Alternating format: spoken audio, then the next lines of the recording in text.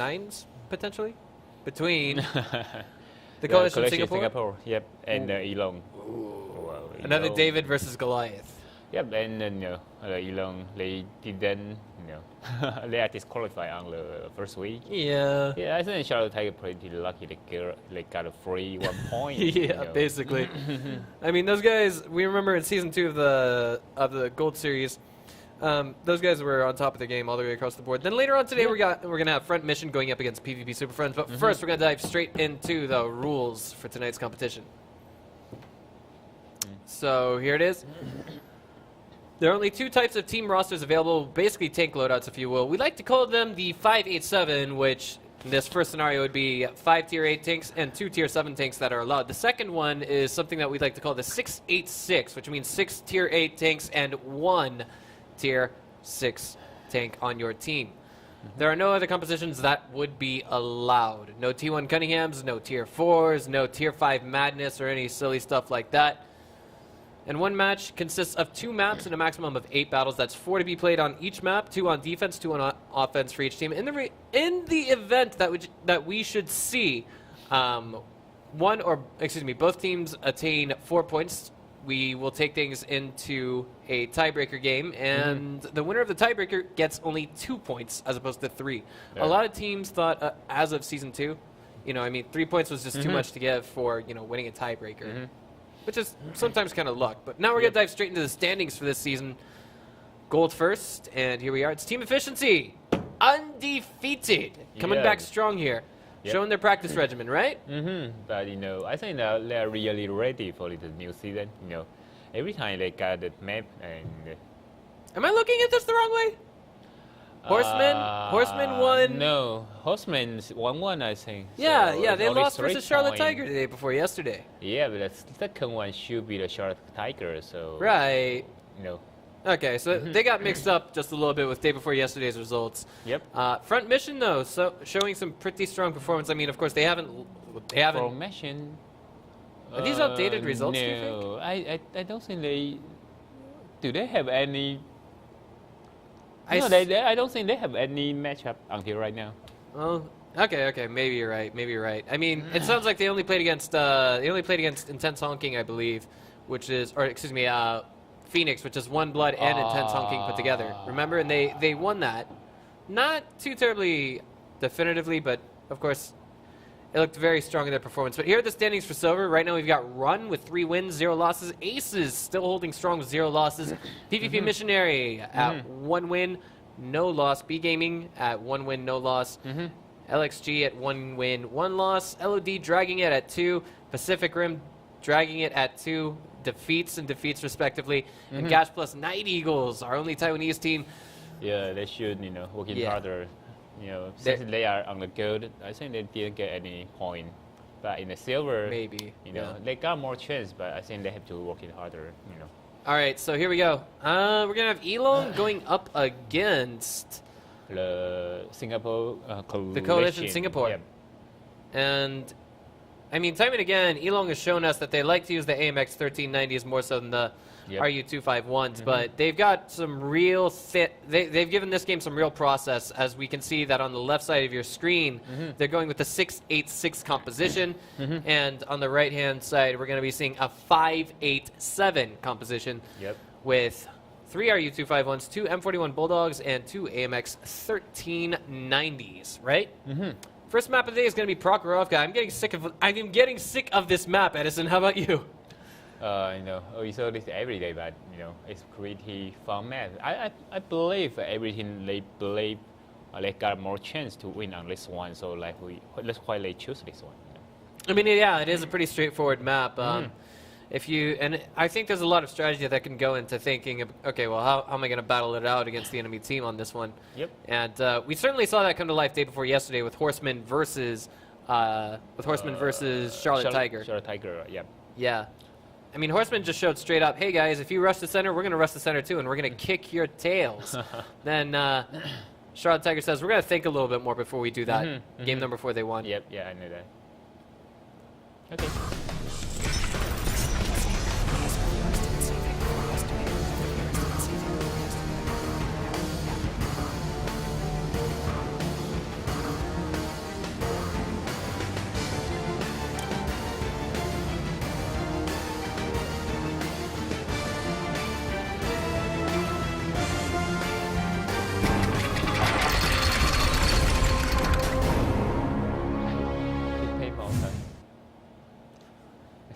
Do you know that? You can explain it to me in the commercial break. Right now, what happened is one of the guys typed out something a little bit inappropriate in Chinese on Oh, Elon. someone We saw it. disconnect? Uh-oh. Roy disconnected. Roy disconnected. A disconnect has been called from the Singapore team. Someone disconnected. And the production crew is finally caught on. So unfortunately, it looks like we're going to have to try and get this game restarted. Okay. Okay, so now we need to type out to these guys to tell them to leave the game. Edison, if you could just tell the players in the game right now to leave. None of them know. None of them know right now. I mean, no one knows what the referee's call is. We have to actually go ahead and tell them. So Edison, if you could type that out to them, we'd be really happy. All right, so no one's perfect. I mean, like, it's a little bit interesting that we've got the coalition Singapore suffering a disconnect. I mean, Singapore has got to be one of the countries in the world with the strongest internet. But I believe if it's not first prize for Korea, it's usually second prize that gets them that award for, I guess you'd say, strongest internet in the world. Okay. But Okay, I think they all are leaving right now. yeah. On top of that, if I'm not mistaken, for the year 2013 or 2012, we actually had Hong Kong with the world's strongest internet. Oh, really? Yeah. Oh, yeah, you check the... Check the stats on that. Yep. We could try that again, but I think we're going to have to do something else to stall for time. I mean, no one's perfect here. What do you think we should see in the way of strategy from both sides? There wasn't a single heavy tank in this game, was there? Yeah, normally if you choose so many lighting, that means you're gonna have much more rush strategy, and that means you got more confidence of your focus fire. But we do see the Singapore team, they rush on the Pokonamka every times. I think on the fourth match they rush. Oh yeah, I mean that's something kind of transparent. I mean that's something that we've seen from Elong time and again. From the very first game we ever saw Elong play, we knew that they loved to rush, and I mean it was their seal-out strategy that they won their first match versus Nvidia Aces. Yeah, and I think the short attack is the same. If they choose all lighting, that means they're gonna rush. But on the Tuesday's match, when the short attack versus the horseman, they choose horseman choose two T69, right? It's a mid tank, and after short attack rush, and they lose that one. They change a new strategy, and they know how to deal with the T69 there. Right. They're showing that the game isn't all brawn; it's also brains. Yeah, sure. Yeah, it's like football: 40% physical, 80% mental. And yes, that doesn't make sense, guys. Right? I know. I got the percents wrong. No, not really. All right, so everything's back, and production crew says go, go, go. Yep. All right.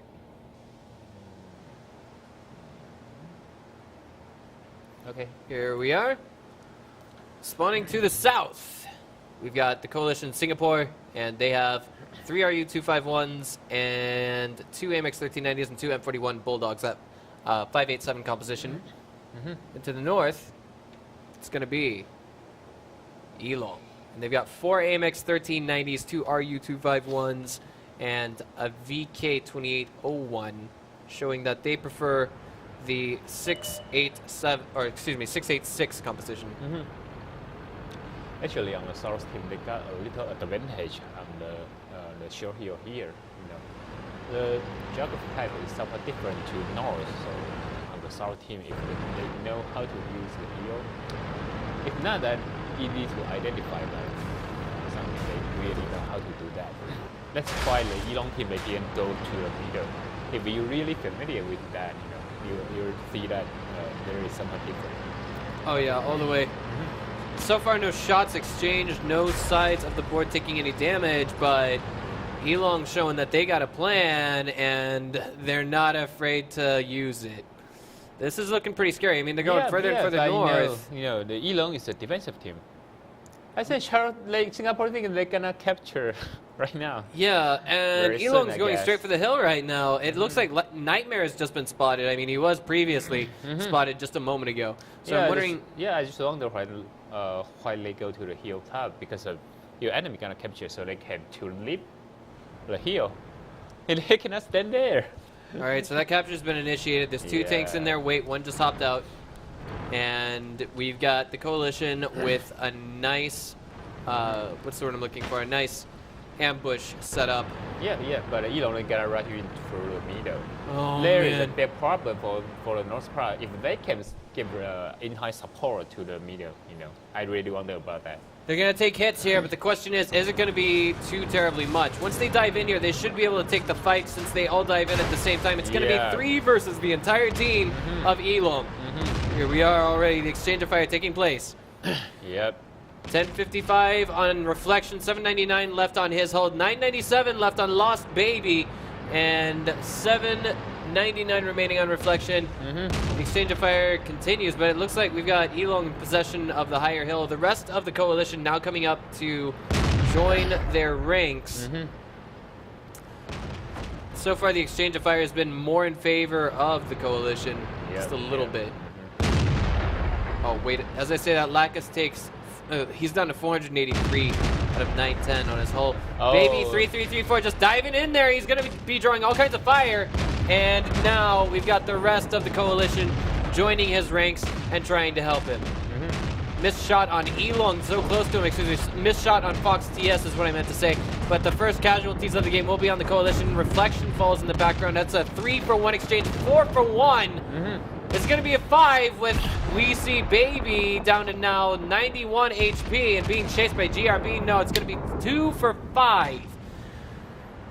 Now there's 119 remaining on Guanren, 112 on Larix. Now he's out, and it's 476 remaining on Roya Mi. He's now struggling for dear life, surrounded now by 3 tanks and rammed. Yeah, it's a VK22801, Yeah, I understand. It's a big skull tank, so you can rent him. But still a problem about focus fire. But I think the Singapore team they have think more about the strategy side because when you see the Elong, they all go to the hilltop. You can capture, that's okay. But when you capture, you must know they cannot go back from middle. Right. Absolutely, they won't take a big circle to know. They know if they go too far away, they cannot reset on time. So. They can stick other tank on the middle railway and then just ready for the enemy coming. That's it. And one tank just capture. That's it. That is the law of Prokhorovka. Like that, once you enter this map, you are entering an entirely different territory. You are entering the rush through the middle, not rush through the north. Yeah. Normally, if the team go to the east part, in past matches. Normally the team live on the inside, they gonna win that one. But I think the Singapore team they miss a great chance to win the Elong. Yeah, I mean I'm kind of with you on that. And with the rush there, we actually saw the coalition actually backpedaling a little bit. Yep. Yeah, but I just wonder why not the Elong just rush it. Because the Elong got really nice on the focus fire. Oh, wait a minute. Elong had 4 AMX 1390s, though. Think about that. That's a lot of damage to deal with. Maybe they didn't want to... I don't know. Maybe they were trying to capitalize on sniping. Maybe? Maybe they want to, waiting for reload. When they rush to middle, M13 not reload yet. So when they rush it, maybe they got a little chance to lose that one. Maybe. Basically, yeah. Okay, so guys, we're going to take things into about a 90-second commercial break, and then after that, we'll be back with game number 2.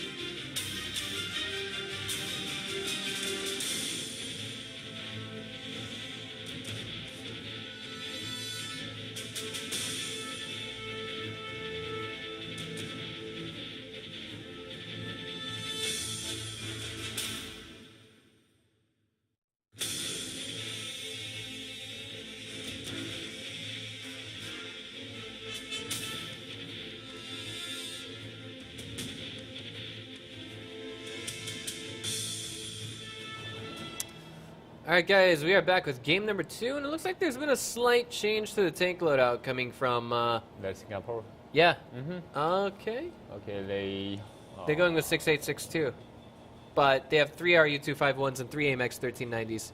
Yeah, and the Chinese 5916. Mm-hmm. Yep. Now, I remember you said the speed on that thing is pretty good, right? It's a lighting. Everyone on here is really nice. But the fastest one is still the RU-251. M13.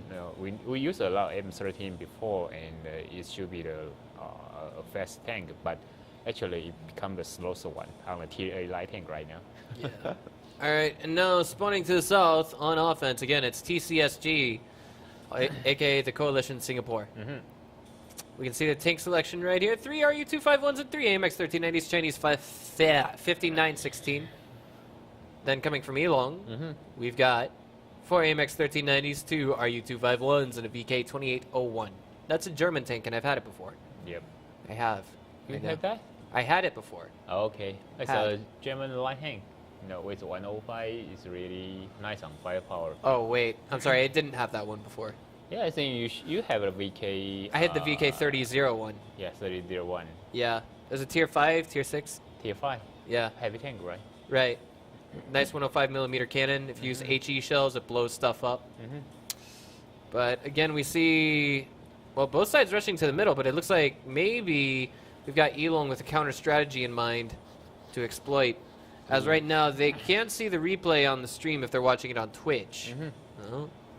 Rushing to the west side, 50-50 split. That looks a little bit dangerous. It's a sniping. The map is really okay for sniping. So Lyrics is spotted, and if he's got Sixth Sense, he knows it. They're holding their fire right now. Yeah, but they have the same strategy here. They use 15, 16 for capture and the other for sniping. All right. It looks like the Coalition, they're a little bit confused right now. They don't know what's going on. And I mean, if Lyrics had the sixth sense, he would know that he was spotted. They know they are spotted, so they expect enemy on the west part because they didn't go on the east part. And they go through the east part, so they know there is no enemy. And then they know enemy on the west part. It's not that hard to understand. There it is. Shots in the capture circle. Amazingly, no reset until we see Raymond hop out of it. Oh my God, Lyrics was taken down with what? One volley there? Oh no, it's not blow up. I saw they got 2 or 3 shots. Oh man. Lost Baby. Now, I mean, he's there, and so is his companion there, Baby 33, yeah, 34. but Baby rush in. He's alone there. Yeah, it's not looking good. He's done a one shot already. The coordination here is absolutely absent for the Coalition. I don't know how else to say it, but but it's just not there. Every time whatever which team versus to the below, they really show up a really nice focus fire. Something like your enemy are gonna be stuck there. Right, so here we are. Lost Baby down to about 1 shot. Looks like Nightmare from Elong is going to hop in there and silence him. Indeed, he will, taking him out of the game. Now Lacus TCSG is struggling for dear life. Reflection gets pecked by 1 shot coming from the final RU-251. Crazy. Normally on that scenario, if you have a really nice commander, he gonna order you. He gonna tell you which one to focus fire. So normally if you don't have a really nice, not really nice, I mean a really experienced team leader, the team on the focus fire on the cooperate, you're gonna have some problem. If no one can tell you which one on which position to focus fire. I think the commander on the warfield, they have to know which one to kill first and give the right order. That's it. Solid analysis all the way. I mean, like I felt like in this game the coordination was worse than it was in game number 1. Like I mean, we saw Baby 33, 34 go out there, and then he effectively speaking got silenced. The rest of the team didn't follow him to the center of the hill, that kind of thing, or not the center, but the center of the map. Yeah, he go there alone is a big problem. But no, I think they have to think about if they want to capture. Normally, do you remember the horseman on the step? they lose level 1. They capture almost 100%. Already 100%, but Yeah. was reset up. Yeah. The problem is if you want to capture, okay, you have to make a frontier and let your team to capture, But we saw the Singapore team. One is capture on the front, a lot of on the sniping side, right? If you want to pressure your enemy, you have to cover the capture. You have to force your enemy go to your frontier. That's it. But on that scenario, they didn't do that. Well, that's this game in a nutshell, guys. Now we're going to switch things up a bit. We're going to put the Coalition Singapore on defense while we have Elong on offense. Yep. Maybe this time they cannot do something different. But if on the rush strategy, Elong, we can see that if Elong, they're trying to avoid rush to Coalition directly because they've got one more autoloader. I think that's what you say. That's the weakness part of the lane. But on the other side, I think the Singapore team, they have to think about another way, how to rush into the Elong first. That's it. The strategy has already changed up quite a bit from what we can see with the tank selection. They're going to 686 again, but I'm wondering if we're going to take things into a 90-second commercial break, and then we'll be back with game number 3, seeing the Coalition on defense and Elong on offense. Don't go away, guys. Okay.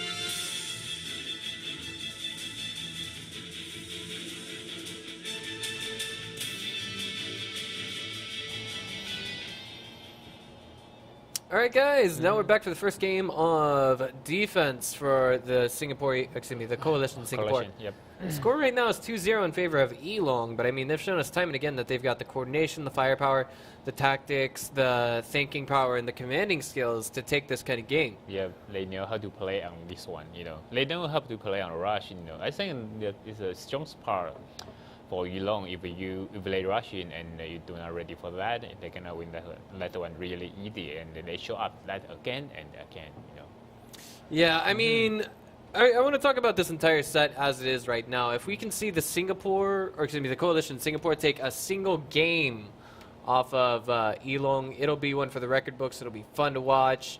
It'll be an upset to take even just one game, but it'll certainly be worth watching. Yeah, I think they can. They have to trying to make it more closer, not only for the light tank strategy. If you cannot win on the light tank or rush strategy, maybe you can take more defensive. That's okay, I think. Because your enemy love to rush.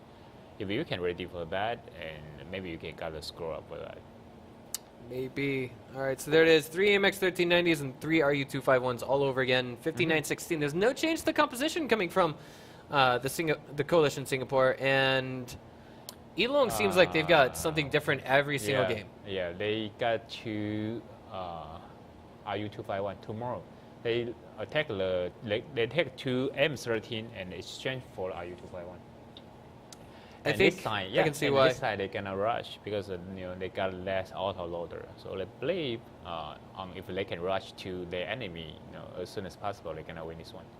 I believe it. I mean, we've got that 40-something second reload time in the AMX 1390, and that certainly makes sense in and of itself. Looks like we've already had 2 tanks spotted. 4 from Elong have already been spotted, and I think that means their strategy has been figured out, at least for the time being. All right, so now we've got the coalition doubling back to their spawn. We've got an AMX 1390 accompanying. What else there? Is that a VK 2801? Yep. So now we've got. Oh, there they go. They're going for the capture. Look, and they're on the other side of the tracks. They're like, okay, let's take possession of this. This is what I'm talking about when I say tactics and command. How do I say this? Commanding skills. Yeah, they know how to play on this one. You know, if you capture your forces, your enemy come out, and they got some sniper ready on the north part. But I think it's not that hard for the Singapore team because of the sniper on the north. They cannot attack enemy. God. First step.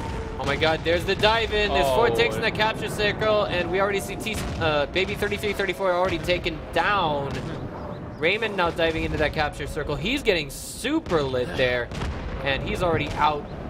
That's a 3-for-1 exchange right now. Roya Mia is now 1 shot, and his companion there in the background, Lost Baby, just fell as well. And now Lacus is going 1v2 in the back, and I don't think this can work out in his favor. He might get a kill, but came so close. Yeah. 1 tank. That's all that fell. They know, okay, they know you have to come out, right? So that's why I say, you choose one way ready for shoot. But on this time, Singapore, they split to 2 parts, and they're trying to close the railway. But problem is your enemy all on one side and ready for you guys. So when you rush in, I think they don't have to rush into the capture circle directly. They can sit like the Elong team. They just sit on the railway and sniping other guys, because of when you see you got some enemy on the north, you can just use 1 or 2 tanks to spot them and use sniper on the middle to shoot them. But it's not that easy. But I think it's gonna be better than you just rush in directly. Because Elong team, they tell the guys, tell us how to play on this one, how to capture and force your enemy come out. That's it. I mean, it's there. It was like textbook hook, line, and sinker. We could see that Elong didn't just have one how do I say this, tunnel vision to plan. Initially, we saw them rushing out to the west end of the map, didn't we? No?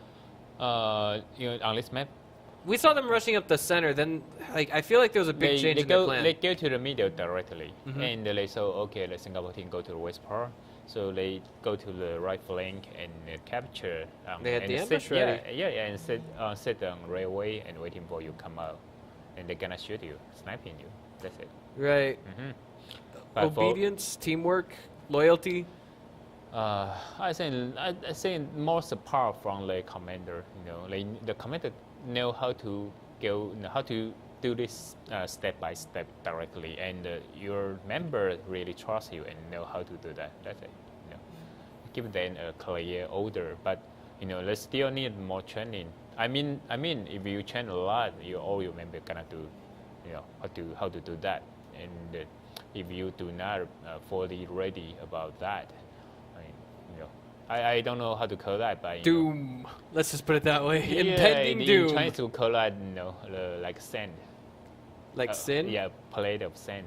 A plate of sand. Yeah, they are all spread out. Cannot do really consolidated sand. All right. Well, we haven't got any prompt from the production crew just yet, but I think I'm just going to call the shots for them and say, well, we're going to take things into a quick 90-second commercial break, and then after that, we'll be back with the final game of this map. The question is, are we going to see TCSG pull out a victory? Let's find out later. Okay.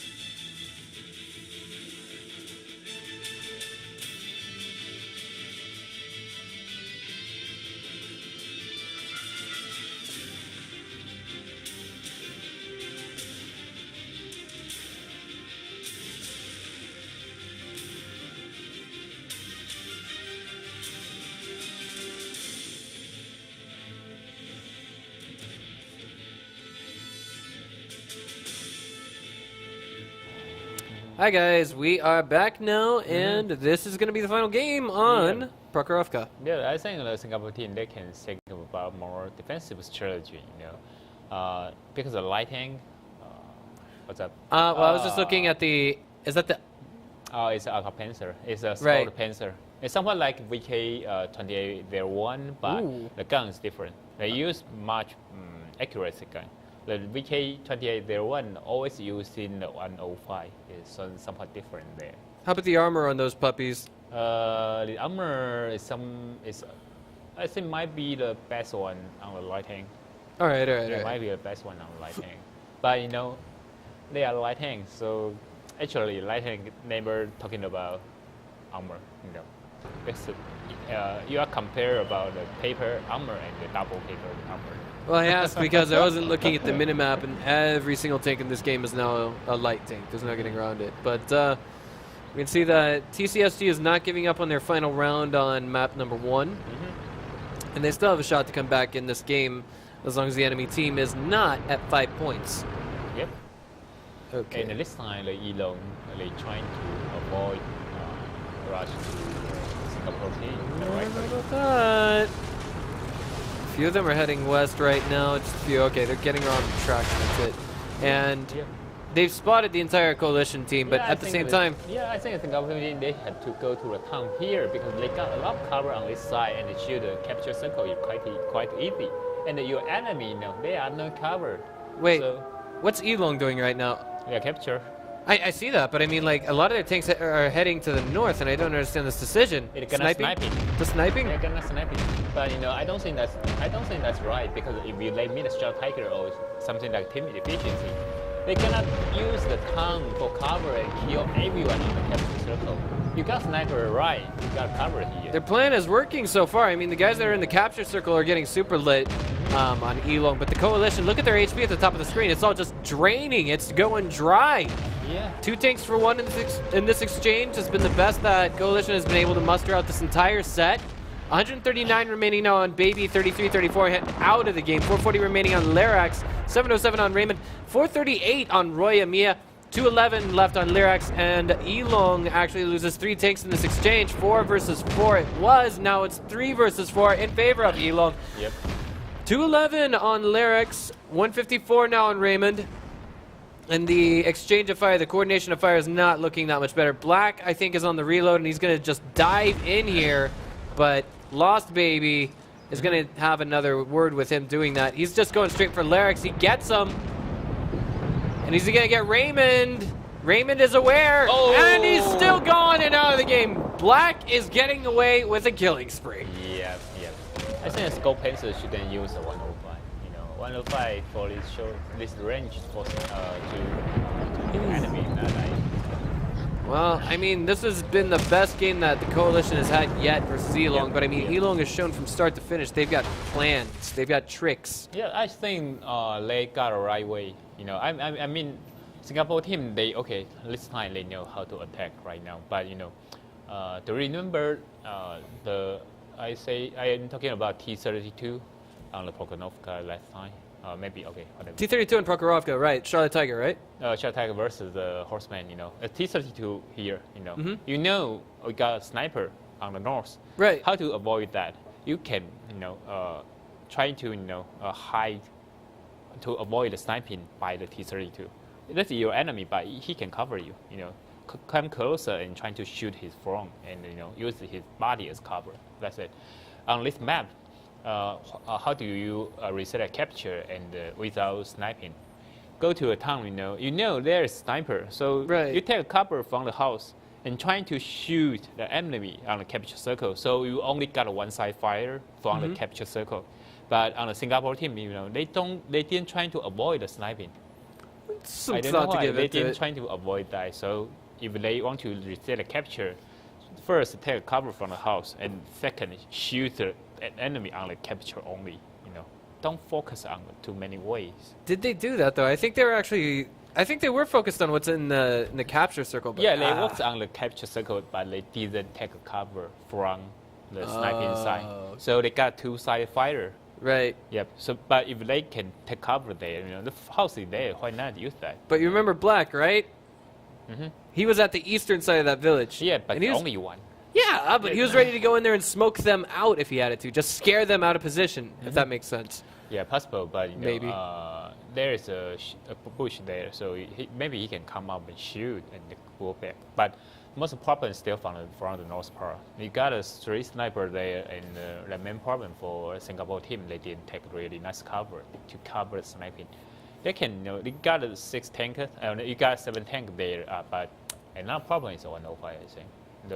Let's go pencil. Oh, right. This 105 is not accurate. I saw they miss a lot on that one. That's true. That is true. I mean, there's a long reload time on that.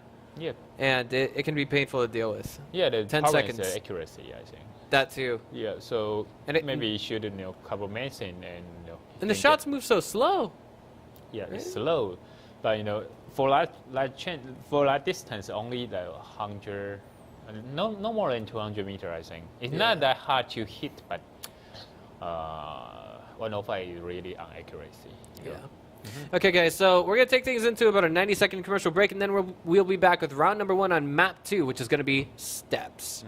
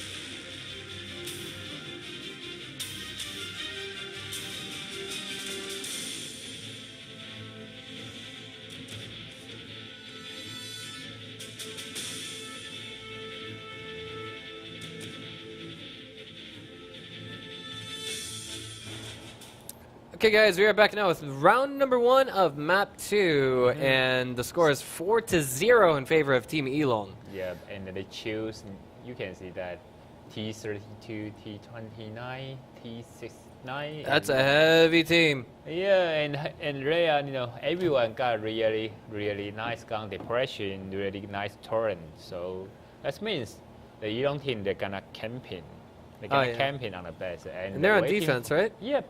They're gonna camp it on the base and waiting for you come in. And then they already got 4 points.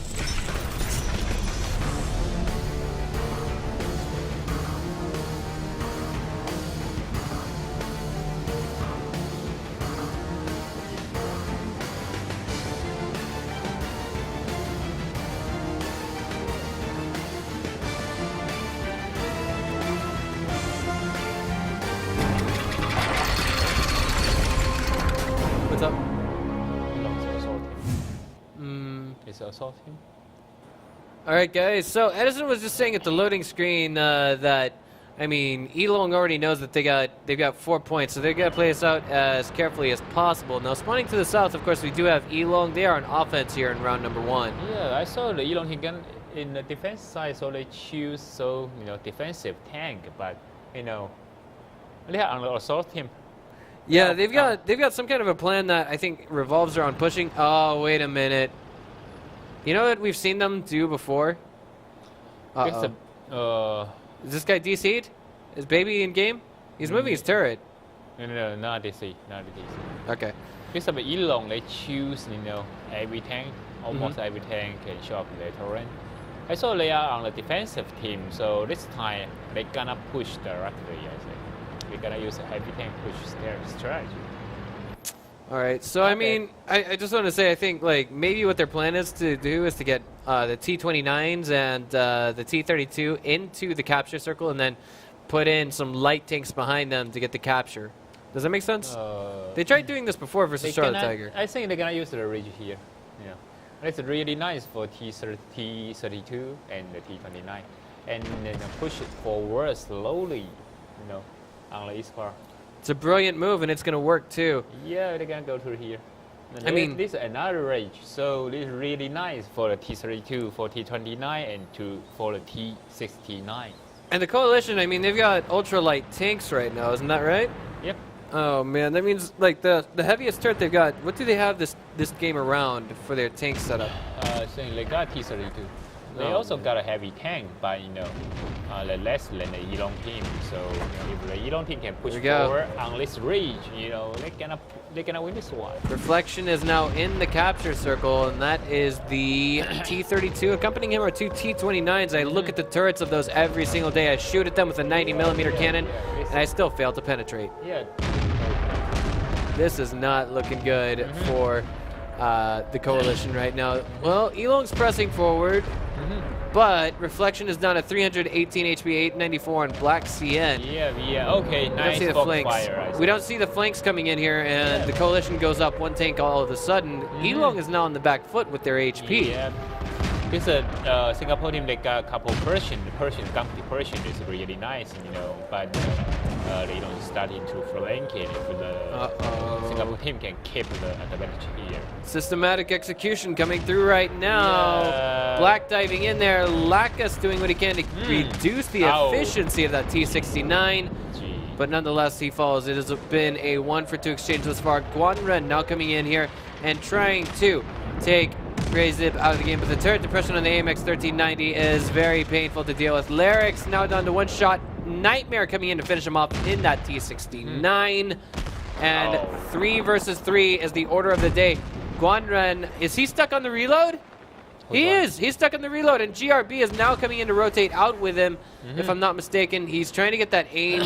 Lost Baby, TCSG. If I'm not mistaken, he's in that German tank we saw last game. He ran the mid tank. And that is not good. He lost half of his HP there, if I'm not mistaken. Yeah, just from the ram? Now he's gone. Oh, man. 2 versus 3 scenario. Roy and Mia now 1 shot. 7 HP remaining on Roya. All right, so the Coalition can win this if they can get both their tanks out of, how do I say this, shootability range. If they can just hide until the clock hits 0-0. But I mean, with an AMX 1390 out there, I don't think that's very likely to happen. Roy Mia is now being chased as he is the target of GRB's affection. Yep. All right. So here it is. Boom, turns the corner, and lit. Raymond still alive for the time being, though. He's going to return fire while running away, I imagine. He doesn't dodge that last one from Nightmare, but he's down in a rivet, which means he might be pretty okay. He might be safe. Yeah, but they're going to capture anyway. Yeah. That's the one. I mean, the Elon team, but, in the beginning, you see the Elon, they got so heavy setup. It takes 33 seconds, they're gonna too. push directly, you expect your enemy gonna push directly. You should set up sniper here, on this side. So right. on the beginning, on the first contact, you gonna take a little bit advantage, to take sniping them as many as possible and take a little bit advantage about that. All right, well, Raymond's got 20 seconds to make that reset happen. He gets in a position, and he gets lit up just as he gets there. Just wasn't enough, unfortunately. Yep. Okay. It's 5-0. Swipe. If I'm not mistaken. Yep. No, it's not too surprising, but I think the Singapore team they need to work out more about that because of when you see your enemy use such a heavy setup, that means they're gonna push directly. You have to be ready for that. That's it. Yeah. They were. They got the first blood in this game. They took out the first tank on Elong. It just seemed like the coordination for the coalition Singapore is the one thing that's a little bit missing. And you see after that, you see the tank already here, and you saw someone is flanking. That means that's the best chance for you guys to kill someone on capture circle first, because if you rush in, their friend is still on the expert. So they are taking maybe 5-10 seconds and to rescue their teammate. That's your chance to win that one, but I think the Singapore team didn't get that. They still playing like pickup boost and wait him for flanking and everything's over. Sometimes I feel flanking is really risky for a top team, but if you saw your enemy flanking, that's the best chance to push one way. That means they're split, so you got a chance to kill the rest one. All right. Yeah. Well, okay. That's this game in a nutshell. I mean, it was kind of 5-0, something we kind of expected, but at the same time, I was hoping that we'd see the coalition take at least one game off of Elong. Would have been exciting. Yeah, I think the Singapore team, they got really unique performance about they love to rush, but before you become the old immortal team, you need a lot of practice. Yeah, definitely. We need to. I think you never see that on the WCG. I saw the immortal team. The team on that moment the commander is unreal. When every time he commanding, he's shouting. So because he loves the game. Yeah, because that's passion. If you are on the rush team, you have to focus on a really special target. You have to force everyone to shoot the target, and you cannot win on the rush. Focus fire is the key. But if your commander cannot choose the best target to kill, your team cannot play a really nice on the rush strategy. And I mean, that's the one thing that makes this game so unique in comparison to others. But let's see who's going to take it between our next set, which I think is going to be a lot closer. It might even make it to the tiebreaker game. It's going to be Front Mission versus PvP Super Friends, guys. We'll be back in about 8 minutes. Don't go away.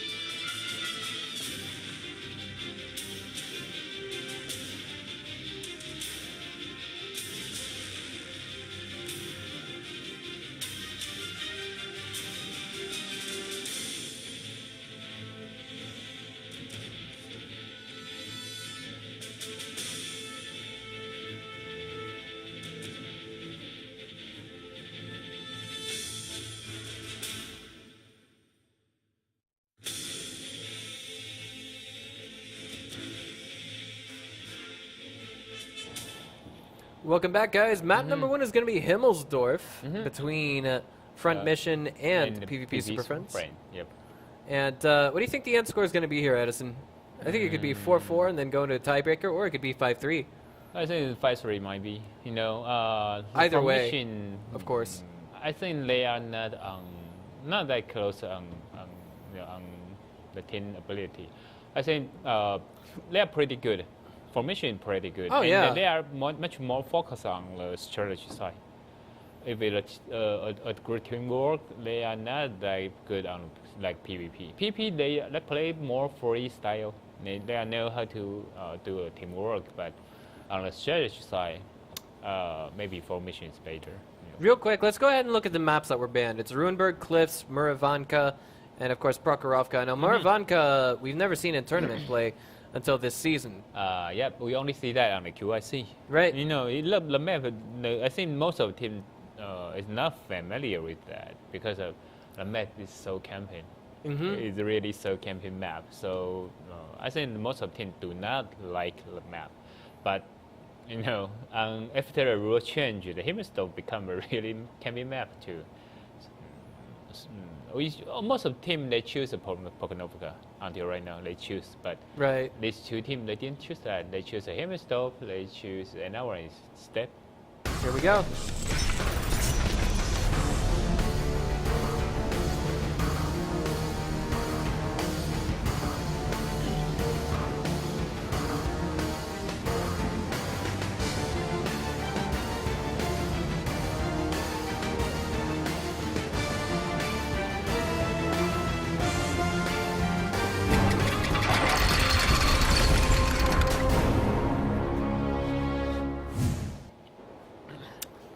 Alright, so here we are. You guys can see the tank loadout right in front of your eyes. 3 IS-3s, 2 AMX-50s, AMX-1390, and a KV-85 coming out from PvP Super Friends. And for Front Mission, of course, they had a Chinese 110, 2 IS-3s, I believe, 2 AMX-50s, and an 2 ISs. Yep, they got 2 IS for Tier 7. That means they won't use the capture strategy like the team efficiency. That's why the team efficiency they go to the south side and use a KV4 for capture. Right. Because they have KV4, so they can use such a strategy. But if you only have IS-3, you only have Chinese 110, you only have MS-50, you won't use such a strategy because that's a suicide. They're gonna kill you really soon. But on this side, on this time, it look like formation team. They got someone on the hill. This one's alone. Man. Yeah. Is he gonna be a sniper? He's still hesitating. It looks like. Yeah, I think it might be a light tank. They're gonna call. It's a Chinese 110. You can see it on the minimap, right? Okay. It's a heavy tank. They got 2. They got 2 right now. The production crew actually doesn't have our minimap right now. Oh yeah. So that heavy tank there on the hill, it's the Chinese 110 from Front Mission. Yep, they got a Chinese 110. Maybe another one is MS-50, but I cannot see. Oh, it's IS. Okay. And they've got another one, the IS-3 following them on top of that hill. But they're about to run straight into that AMX-1390 and AMX-50 if they continue going in this direction. Vision is about to be granted on that eastern hill. What's going to happen? Oh, man. It's a 12T, right? Okay, they know you got a 12T on the hill. Batman just got hit, but he took no damage from that shot. Yeah. It wasn't a bounce. Might have been a critical hit. Critical hit, I guess. Straight to the turret. It wasn't an ammo rack, because if that happened, then there would be at least some damage incurred. Now, oh, the PvP pull back. Yeah, it looks like we've actually got a little bit of hesitation from Front Mission. I feel like Ripper and his companion there to the south, if them hanging back is a big mistake. If we see PvP re-coordinate fire excellently like they are right now, they're going to be in a winning position, because we need to see all those heavies at the front lines. Yeah, and the formation is still got 2 tanks on the south side. If the PvP just rush in, okay, they're going to lose this one. Maybe. Here we go. Front Mission is in a lot of trouble. They need all those tanks to the front line. We still got Ripper and Calliope there hanging back really, really far. Ice Water taken down to 1 hit. But you know, they got 2 tanks on the north part, so they're gonna kill the M15 and I3 on the middle first. But you know, I think the PvP didn't know that. They have to rescue their team members as soon as possible right now. Indeed. But problem is, formation still got 2 tanks on the south. What on earth is going on here? I don't understand this move. They can either go here or go here, but not stand on this side. You know? Ty Killer already taking chunks. His companion is as well. And it looks like this is a fight that is definitely going in favor of PvP Super Friends. Yeah, actually, you know, when they rush down to the here, you know, the formation got advantage here. But you know, I don't know what. Oh, they're gonna use the ice for capture, M50 for cover. That's okay. brilliant, but I think there might be enough time for PvP Super Friends to regroup and take that. I'm not sure, but you know, this one gonna die. I don't know who's him. It's gonna take a little bit. Yeah. There we go. He's out of the game. It's Spec Ops. He's gone. He's gone, Jim. 134 remaining on Ice Water. Batman is not too much far from the grave as well. He's down to 44. Anuto and Critical Hit are about to turn the corner here and take what they can from this fight. Exchanging shots. Critical now steps in front of Anuto to block any shots.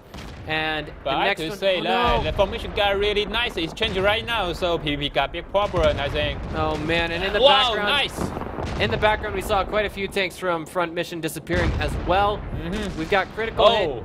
Everyone on PvP has one shot. It's only WD-40 left on front mission. He might be able to pull this out with a ring and a prayer. What is he in, Edison? It's check shot.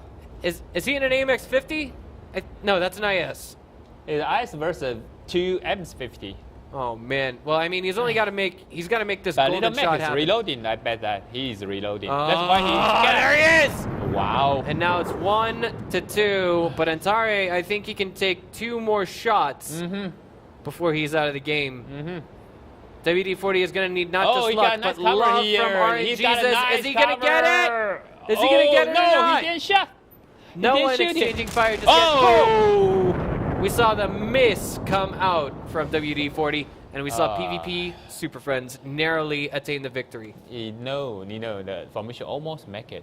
Almost. If they move the south 2 tank as soon as possible, maybe 15 seconds earlier. Not 15, maybe 10 seconds. 30, I think.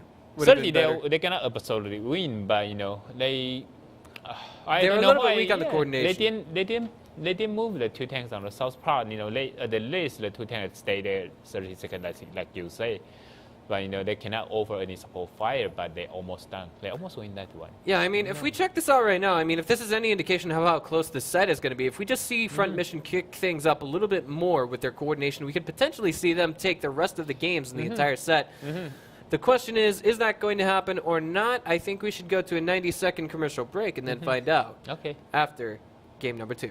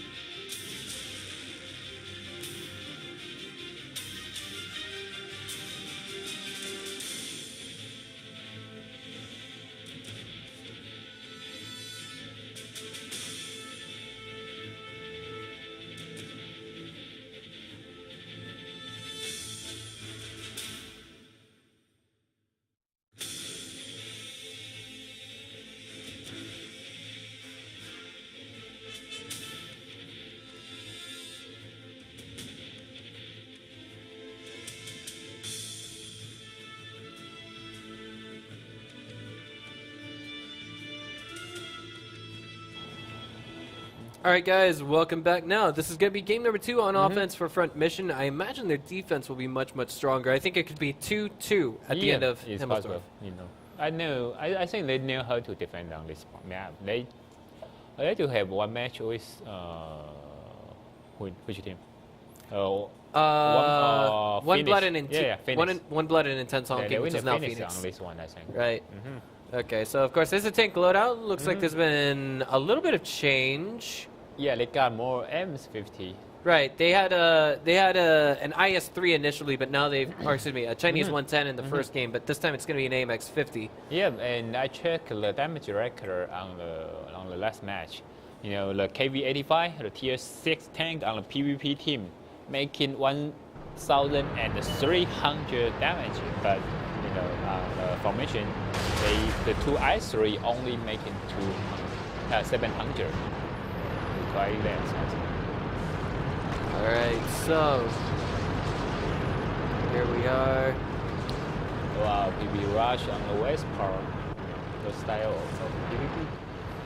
Now we're still trying to figure out what Front Mission is doing. It looked like they're taking a style that's similar to what we saw there in game number 1. Yeah, they want to play a more coaching way. They want to scale the hill part and assure how many enemy up here, and then they're gonna move south. But this time, the PvP gonna rush in. Yeah, I mean, the best defense is a great offense sometimes. Yep. But I feel like if we see this could be chaos theory from either side. To be perfectly honest, if we actually see PvP rush in the way they are right now, they might not be in such a great position.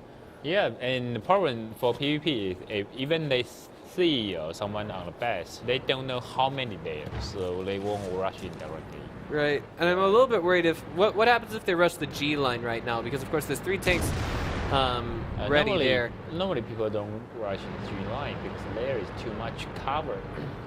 Here is here and here. It's really easy to defend it, so normally no one rushes this side. Okay, let's go back. There's the sniper work. They didn't see anyone. That means the rush strategy just want to kill someone. If the formation team they rush to the south, let's say, so when in first moment the PvP cannot get any tank on the south side, they gonna pull back. They don't want to do anything, All right, so here we are. Everyone's just regathering and regrouping in this present location. And they're going with the standard meta defense style, I guess you could say. They know that there's someone from Front Mission on the far eastern hill sniping and taking shots at them. Yep. They want to eliminate the problem for the PvP, they got a light tank. That might be great for, a flank or two, but for head-on fights. Yeah, that's good for flanking, but, if your team all stick here, M13 cannot do anything there, Essentially. I3 and I, 3 shot can kill the M13 absolutely, Right. If you are not checked out or something like that. No one's been spotted just yet, but I think Spec Op is the guy in the AMX 1390 right now. Yep. Maybe. All right. Well, Front Mission is just continuing, I guess you could say, to cautiously push forward, and that's the way they should play it out, I think. They are waiting for the hill part right now. All right. So, checking the present positioning, I think. Oh, if we see them push in from the D line there. The PB already see them, so it's really hard for them to push here right now. They're gonna take in another flanking, another way, another place from here, I guess. All right, we're just waiting to see what the move is gonna be. I mean, it's I3. Yeah, I mean, the one absolute that we know is a fact here in this game is that we can't see Front Mission hang back and do nothing. Right now, what we can see on the minimap is they're trying to get that solid spread that they've been looking for, and then dive in. Yeah, they're gonna use I3 to aim here and just let the enemy cannot push forward to the south side. So the formation team can go through the square garden. And then not him here. He cannot stick here. Go to this side. Okay, so now Nuto is actually in that window, and this forward push scout, if you will, coming from WD-40 is not panning out in his favor. Yeah, but WD-40, he how many shots he got? Look like 3. He took 3 at least. And now here we go, the dive in coming from PvP Super Friends. They're just gonna go ahead and try and tear Front Mission a new one from the front, but it's not quite working out to their favor. This rush, this push, thus far can be considered a success for Front Mission, as they've already taken down Antari, and Spec Op is 1 versus 4. Make more damage. Oh, okay, nice. Man. Wow, nice one. Yeah. Nice one, I have to say that. PvP has to regroup right now. AMAX 1390, what on earth is he doing right now? But the problem for them is how do they regroup? Because someone is already on the north window right now. He cannot move. And they only have 3. I think the mid map got some problem, right? There is one. Anito is here. Didn't show up. He didn't. You're absolutely right. M50 is here. He can cover. Wow. I think Ice Water will got problem. He will.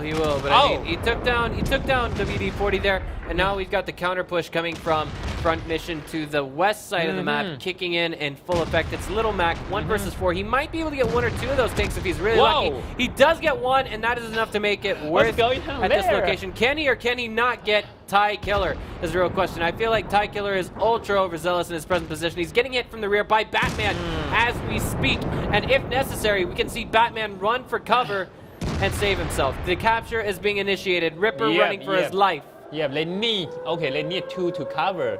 At the very least. Use someone with really low HP to capture, Right, and now Nuto is going to hang back there and try and hit what he can. The capture has been reset to some extent, but now with 3 tanks in there, I don't think it's going to make too much of a difference. 23 seconds remaining.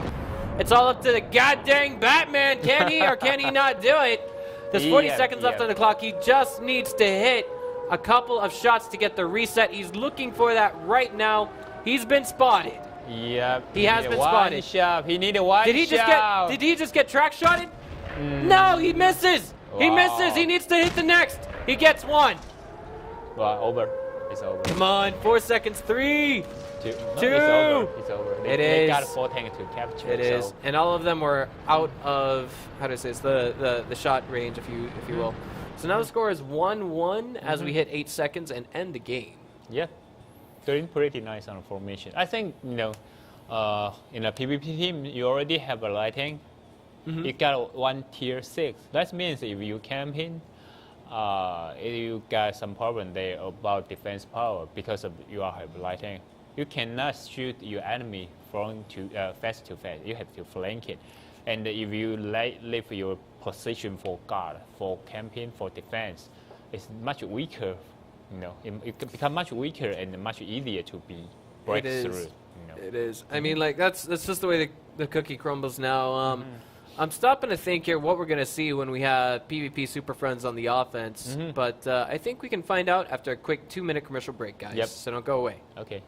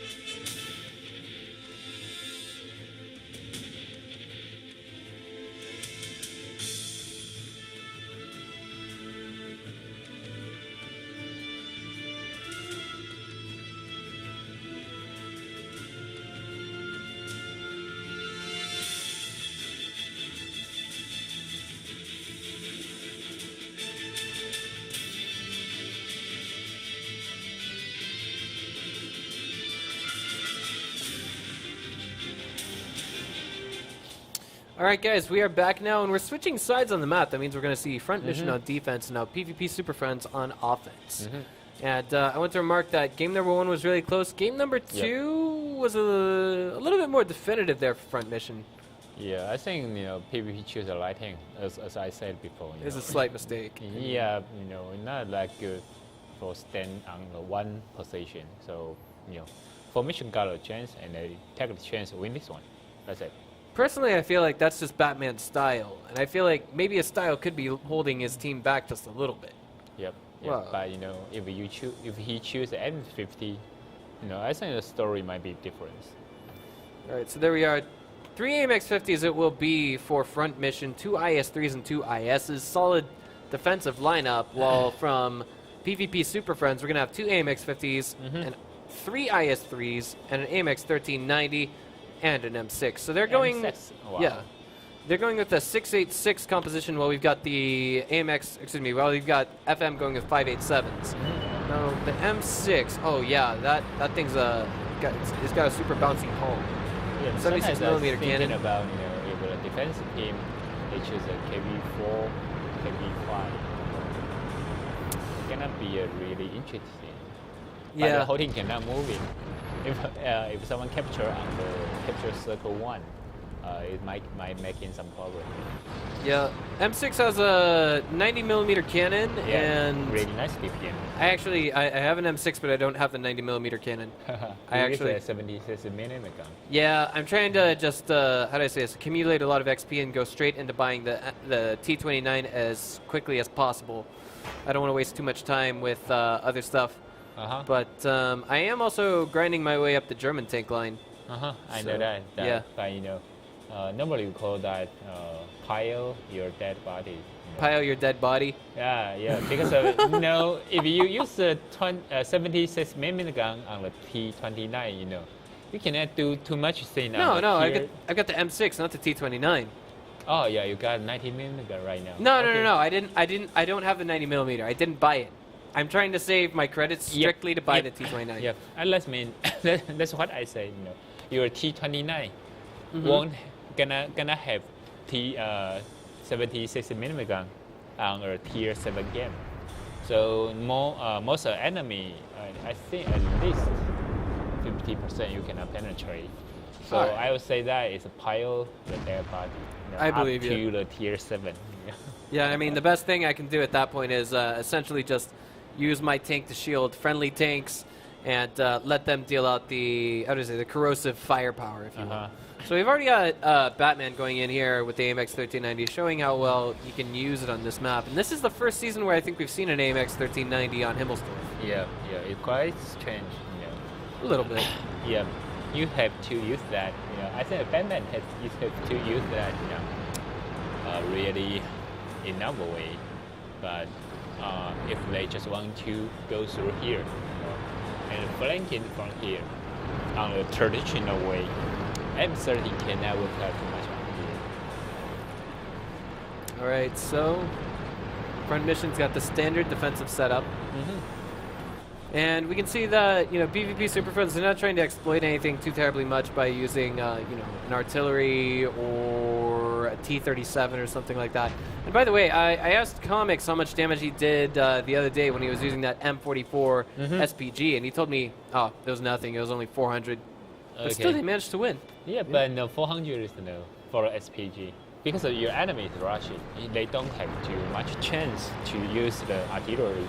But of course, I mean, he told me only one shot hit is what I mean. Oh, okay. So it's penetrate. Yeah, basically. If that makes sense. Yep. He said it was awful in his opinion, but I mean, it's basically an anti-camping tool. It forces your opponent to come to you. Right. Totally right. If your enemy they cannot use the camping strategy, artillery is the best way to resupply, I think, because of you're gonna bump them whole time and they cannot stand there. Finally, they cannot go out like red. Okay, so we've got PvP Super Friends patiently pushing up the 5 line there. And the formation, no, okay, you are there because on the south part cannot see anything because that means they cannot push from the east. oh, there it is. They're diving in, and this is not nice looking good for Antari. Wow. Yeah, that's 455 we've got left on Antari. Blood Plus did take a good chunk as well, and now they're focusing down the guy who's in the window, if I'm not mistaken. Yeah. That's going to be Calliope. All right, so now they do have a capture initiated, but Antari is not in that capture circle. This is going to gradually force Front Mission's hand, but I mean, we still just need a little bit more time. We got Ice Water, Batman, all set up in the right places to set up ambushes. Yeah, problem for the PvP teams is on the north defender. I mean the formation team. They didn't take too much damage until right now. Oh man, and critical hit was taken down. Ice Water is now isolated, and he might get off spin if he's lucky. He does not. So this is now 5 versus 7 off spins. DPS will remain in the game, or at least DPS potential, if you will. 30 seconds remaining on that capture. TY Killer getting a little bit overzealous here. Little Mac coming in for the defense. Successful to that end. Nice. And now, this is a 3 versus 4. May as well be 3 versus 3. And but M50 on the reloading, I guess. So, man. Formation have to run right now. Has a Rapper have to run right now, and PvP have to kill him as soon as possible, or they're gonna lose this one. Yeah, Batman, he's running for the hills. He's on the reload. Spec Ops' turret ring, has it been damaged? I think it was. He was turning slowly for a moment. Ripper running for his life. Antari aiming for his life, and it looks like we have someone from the PvP that gets it. Batman, speaking of PvP, now shooting at the rear of WD-40 and Help Me Please. And you tried to ram him, Antari, the ram from Help Me Please has backfired just a little bit. It costed him about 300, 400 HP in all of that. And now Spec Ops waiting for the reload, trying to get that hit on the Help Me Please. Can he or can he not get it? He does! He succeeds! Nice! Batman going for the capture, not aiding his teammate. I don't understand this decision. He should be going through right now. Oh no. No! The turret they shooting! Oh my god! Missing! Both sides get a bounce! Both sides get a bounce! Batman now coming in. He realizes it's too late to get the capture. He's coming in to aid his teammate immediately, and he's gonna shoot at the rear. Oh Another my god! non-penetrating shot. WD-40 now hit from the rear, and he's gonna get thrown out of this game. He missed again! Wow! It's a non-penetrating shot, and finally we see PvP Super Friends winning this by the skin of their teeth. 158 damage remaining on Antari, if I'm not mistaken. Two ice. Oh, it's one I3 and one M50. Sorry. One M50 check shot, no damage, and 2 bounce shot for I3. They can already win this one if they aim carefully. They don't have to stick together. One shot, one kill. Taking the distance. Quite late against together, it's really hard to aim them. But Edison, it's hard to focus when there's $60,000 US on the line. Oh, but Come on. it's not that hard. Sometimes I really feel mad when I lead a team. Enemy is one shot and die. While you against them, it's really hard to aim because you only aim left, up, form, and torrent. It's really hard to penetrate. If you kick distance, just run away. Not run away, just move a little bit. 50 meters is okay. 10 meters is fine. You can kill him that easy. Why you guys stick together? 3 non-penetration and make you lose. All right. So we saw PvP Super Friends there on offense taking out the win, and it looks like we're maybe almost ready to hop into game number 2 on offense for PvP. It's just that we're waiting for the decisions to be made. They're going with pretty much the same exact composition that they did in game number 1 on offense. It looks like there might be some change in store coming from Front Mission. Yeah, but on the formation side, if you are on the defense, your enemy only have M6, I3, M50. Why not choose a KB5 or KB4? I just really wonder about that. Yeah. Because you don't want to move in. The KB5, KB4, the big problem for KB5, KB4 is they are really slow. But they got really nice armor, or nice for defense. Why not use them if you don't want to move? Yep. But All right, they're swapping out a couple things. It looks like. All right, so I think we're gonna take advantage of this time to go ahead and take things into a short 90-second commercial break, and then after that we'll be back with the final game on Himmelsdorf. Okay.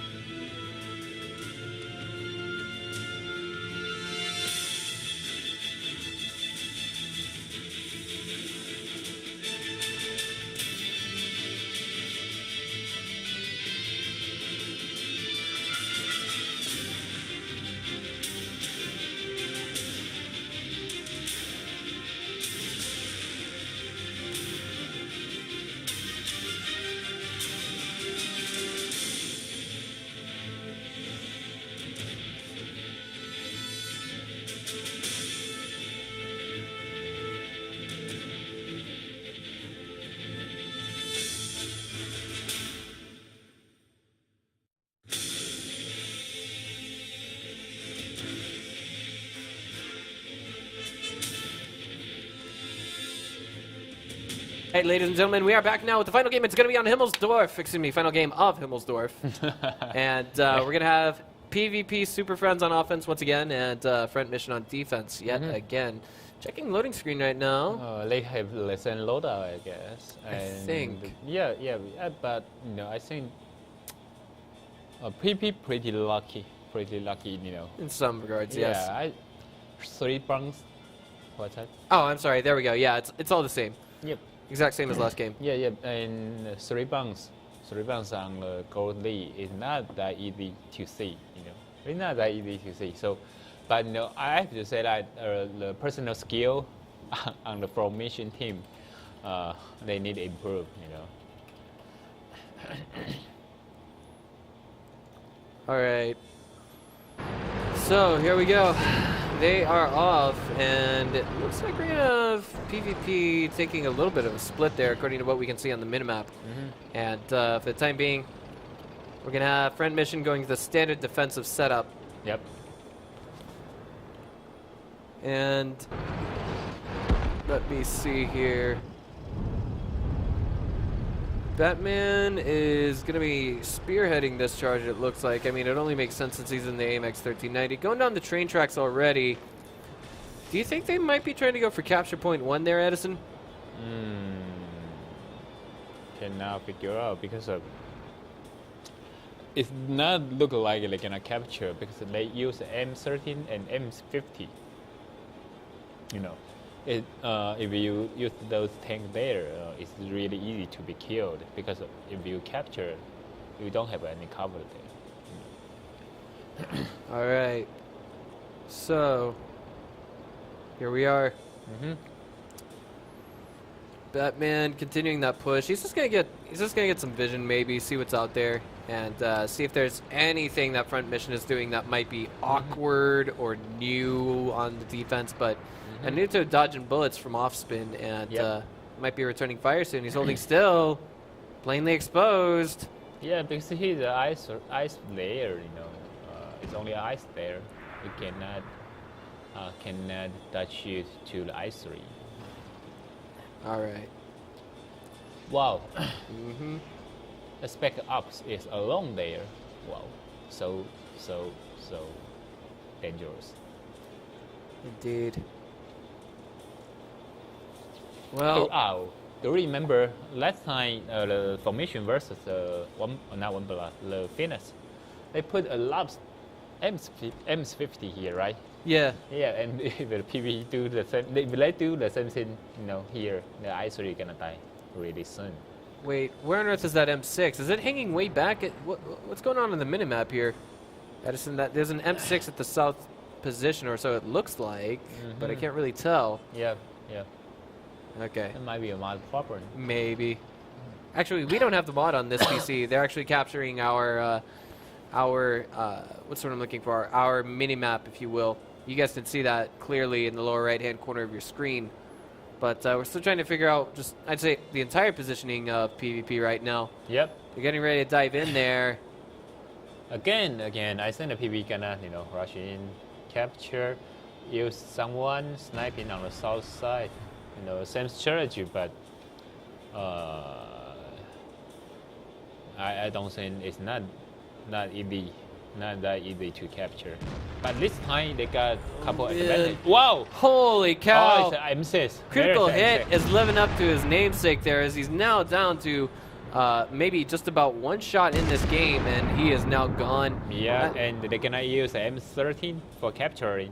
Right, and he was actually the first tank to fall in the last game as well. That was essentially his role, and now you've got Calliope and Offspin playing straight to the death trap. The ambush set up here by PvP Super Friends. Amazing meta play, if you will. We've got Calliope now trying to get through. He hasn't been track shotted. Batman stepping out to pick him off as best he can. Offspin now trying to ramp Batman, and so too is Ripper. Now we've got the rest of PvP trying to dive in on the capture circle to save their captain. It doesn't quite pan out. Spec Op now turning the corner, playing his picks as best as possible. And Offspin, Blood Plus, and Ripper are now exposed to the wrath of the PvP, but their teammates coming around for the covering fire. Yeah, they're ready. They're ready for front mission. Right, yeah, they are ready, and their coordination is amazing right now.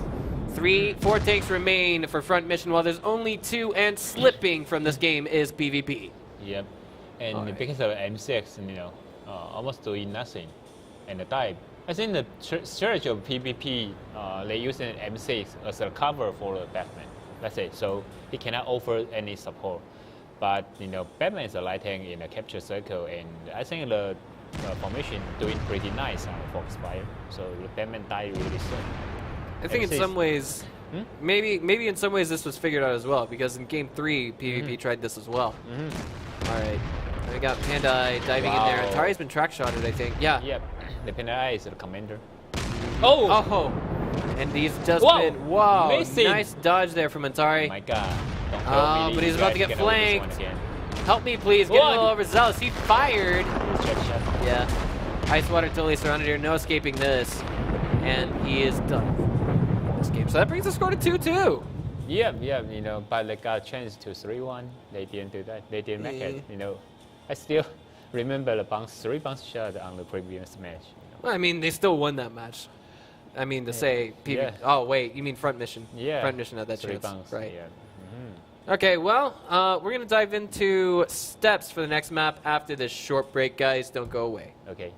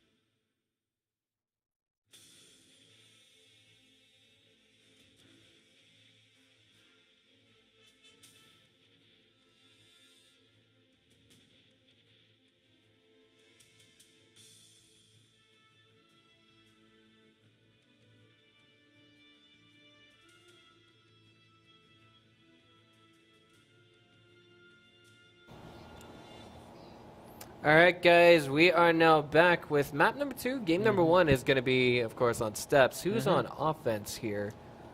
PvP? Let me say. Should be front mission, if I'm not mistaken. It's... Formation is a defense team. Oh, right. My bad. Defense team. PvP is offense. But it's 2-2. This map is really easy to make in 2-2. Oh, yeah. So could we see a tiebreaker? I mean, that's possible. the cue for the production crew. Yep. It's possible. Yeah. I really think this is going to be the closest match of the WGL Season 3 that we have seen yet. And just a reminder, if this is your first time tuning in, if we see someone win the tiebreaker, they only get 2 points, not 3. But on the first week, the team efficiency versus Charlotte Tiger, they also got 5-3, I think. Almost tiebreaker. Still, that one's still a step, I think. Maybe. I think so. Not that I don't remember, know. but We almost saw a tiebreaker between Charlotte Tiger and Horseman. Almost. Yeah, almost here. Yeah. The Horseman got some problem on Foxfire. No. It's capturing. After they didn't capture, they missed a couple shot. The T49, the enemy's T49 make it. 3 shot everyone taking like 800 and reverse the game. They almost lose that one, but finally they still win. All right. So I'd like to go ahead and say right now, I feel like, seeing the way things went in game number 1 there in Himmelsdorf, we saw 1 win on defense, 1 loss on defense for both sides. Do you think we could see the same thing here? Or is it going to be 2-2? But, this one might be 2-2. Yeah, 2 wins on defense, 2 wins on offense. So, that really shows me that from both sides, we've got really solid coordination, really solid, how do I say this, really solid tactics. And, both sides can play it to their best, and I think it could come down to positioning and everything else in between. But, yeah, I really feel like this could go 2-2, and we could eventually go into a tiebreaker game. Right now, of course, in case you guys weren't at the commercial break, it is, of course, 2 points. And we're still waiting for both sides to get their tank selection done. Of course, Batman says, I don't care what map it is. I'm going to use an AMX 1390, right? Yeah. Yeah. As a PvP player, I'm really, freestyle. They love to attack, and sometimes you feel the PvP is not like organized, but sometimes they perform really nice. Yeah. So. But that's the thing. It worked there in game number 3. It didn't work there in game number 4. But of course, that was kind of also due to the split that we had coming from PvP in game number 4. And Icewater was very much so isolated. And things just didn't quite pan out in favor of PvP there in game number 4. Their positioning was basically figured out and everything else in between. Yep. It's not that easy if you use an M13. All right. Oh. Do you think we could see them go for capture point 1 or capture point number 2? This feels, on this map, I feel like if we see one team or another entirely focused too much on one capture point, say for example, defending team is focused on capture point 1, and then the offensive team just goes straight up to capture point 2, we could actually, kind of see a straight up capture loss, if you will. Yep. We almost saw that with Horseman versus Charlotte Tiger, but luckily they just went full-blown kamikaze with their tanks, and that's what got them the reset. T29 already from front mission. I like that choice because it's a very annoying tank to anything that's got a 90mm cannon. T49, so PvP is showing they want to bring the big guns to the fight. Now, let me ask you this, Addison. What do you think? What do you think about a T49 shooting at a T29? T49? Yeah. Gonna be a bounce? T49 used the high explosion round and the hash round. So, and the hit. But the hit got really low penetration. It's not that easy to penetrate a T29, but I'm not talking about never, but not that easy, because if you use the T29, most of the cases you play really caution and just show up torrent. So T49's hash run or hit or high explosion run cannot penetrate, in most cases, cannot penetrate T29. But he gonna make him like a 300 to 400 damage per shot. Oh, yeah. Yeah, not bad, Yeah. Your enemy show up torrent and, give him HE. Well, what's the reload time on a T49? Isn't it like 15 seconds, 20? Like 18 to 20. 18 to 20. I mean, 300 to 400, yeah, that's not really that bad when you've got like a 10-second reload time. When your enemy gonna camping, your enemy gonna camping. Use the HE to shoot his turret is not bad, because it is non-penetrable. And on this map, I don't know. I really don't know why the formation using Persian. What's the difference between Persian and T-32? A really different is speed. On the decision side, if you want to choose a T-32, that means you don't want to reach somewhere on the first moment. You just want to defend somewhere. But if you use Persian, that means you're gonna reach somewhere as soon as possible and shoot the enemy first. But on this map, I don't know why the defense team choose Persian. All right, we're about to find out why.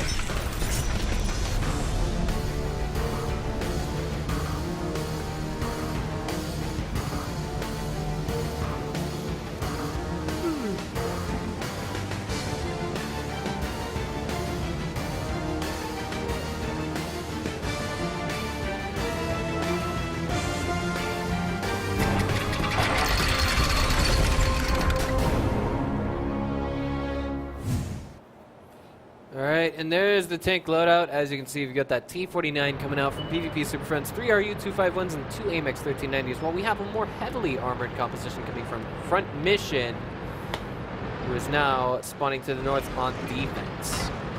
This could end quite poorly for PvP Super Friends if they make even one vital mistake. But the T-29, it's tier 7.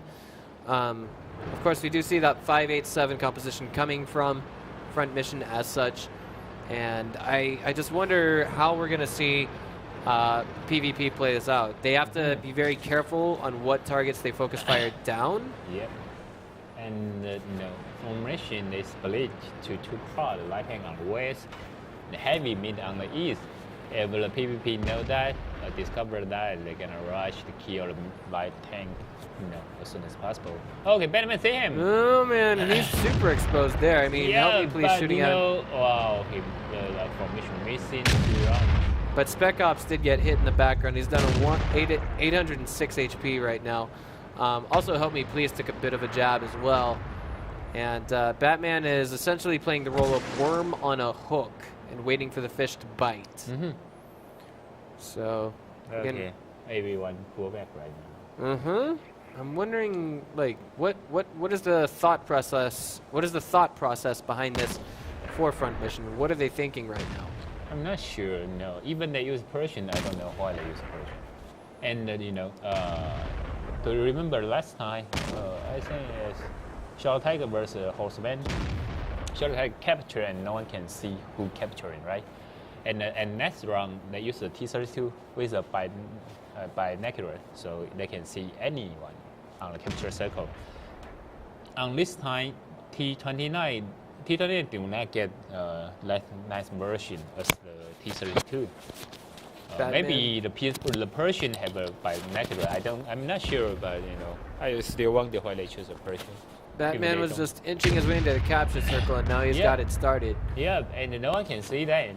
Then no one can see him because they don't have a T-32 with a binocular. Yeah, that's spot on right there. Yeah, no one can see him. RU-251 and AMX 1390 coming from the, I guess you'd say, the southeast of Batman's present position. Yeah. But the question is, and the formation right now are forced to push forward. Oh man. It's so bad. So bad. Yeah, and I mean, a lot of their tanks are out of position right now. I mean, the T-29's way back there, the Pershing as well. They're not really going with the rest of the team, but that captures only 50%. They're just hooking it back in spawn, if you will. And now, Batman's been hit. He's at 829 right now. And this didn't force too much out of the way of Front Mission. They're thinking, all right, well, if we have to, we can do that 4 times over again until we eventually kill Batman. Yeah, but right now, the position for the formation is not bad because they got a lot of sniper on the south side. Persian just show up torrent to spot the enemy, and the 2 T-29 for defend the east part. But the gun is not accurate, It's a 105. If the T-29 use a 19mm gun on this map, it's not bad because the penetration and accuracy is better than 105. All right. Well, Still have the Pershing there, kind of sitting. I wouldn't say sitting back, but rotating around. I wouldn't say necessarily Whoa. frantically, They but it looks like find the T-29 there. Yeah. Wow, they're gonna kill him. PvP is now taking advantage of their light tank composition, isolating off spin and getting him out of the game And very they got quickly. M44. Right. PvP use artillery, so you know. WD-40 looks like he's in a lot of trouble in this present position. He doesn't want to. He doesn't want to get spotted here, so he is, I imagine, backpedaling away. That Pershing, he's kind of secluded there in the bushes and the hill as well. But I mean, he's safe as long as he doesn't pop out too far. But you know, your enemy have artillery, so they're gonna spot you, keep spotting you, and they use artillery to attack you guys. Even your Pershing just show up current, artillery still making damage, and T-49. There we are. WD-40 now backing up, and he's getting rushed in on, piled in on now by Critical Hit, Little Mac, and Icewater, but his teammates coming to his aid as well. The question is, who will fall first? I think the answer is not going to be WD-40. And now he is cleaned up in the background. Wow. Icewater taken down, though. We've got this mixy-matchy kind Wow. of 2v3 going down, 2v2 now. That's the Heavies involved as God. well. I think Ripper, he misses that shot. He might be on the reload right now as he is backpedaling, but he's targeting Little Mac. Yeah, it's who's so now- close right now. Panda Yeah. have to rescue his team. As soon as, oh, he missed. He missed. Oh, what on earth is a Nuto doing way back there? He's in an artillery. Oh, man. How did we not notice that SPG until this very moment? I told you they got artillery. I didn't. I didn't notice it. I didn't notice it. Okay.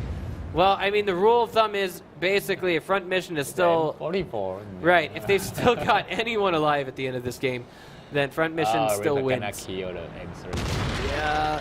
Because Spec Ops just got track shotted. Yeah, Ripper's so- taking his time. Yeah, he's lucky. I have to say that he's lucky. M13 for track shot is not that easy because of the gun is super inaccurate. Yeah. All right. Oh, Well, only Batman here. Batman 1 versus 4. I mean, staying Yeah. alive here. Staying Whoa! at this Who at, hit him? at this point, missed shot on the artillery. It didn't Yep. get a little splash damage. I can't tell. The thing is, like, I'd say the only real advantage that we have going for Batman, if he manages to stay alive until the clock counts down to 0, would actually be, less damage for front mission should we take it to that tiebreaker game. Which I mean, with every game, it seems like we're getting closer and closer to that point. Wow. So 30 seconds remaining, but we do, of course, have front mission eliminating all the tanks on the enemy team, and that, of course, brings things to 3-2 in the score. Yep. And next one, what do you think? Next one, I think, like, we're obviously not going to see that artillery in the game anymore. I mean, I feel like, what do you think? If you think use so? artillery, the play style gonna change. You have to spot enemy and take artillery to attack enemy. Time by time, you need more time. You need maybe, but it's only 7 minutes. Yeah. You cannot wait there for 6 minutes and trying to win that one because your enemy cannot escape. Obviously, and I mean, like, the thing is, of course, typically the meta is with artillery is once you've been spotted, you're supposed to move. Otherwise, you're just asking to get blown up. But I think the Elon team, the team Elon, they use really nice strategy on the capture. They choose the right hand, they use sniper on the south. So they know, okay, you gonna reset a capture, you're gonna go through somewhere, and they gonna stand there for you. But I think the other team maybe they didn't study more tips. Maybe. I'm just curious to see what we're going to see in the next game. But before we hop into that, I think it'd be nice to take things into a nice 90-second commercial break. Okay.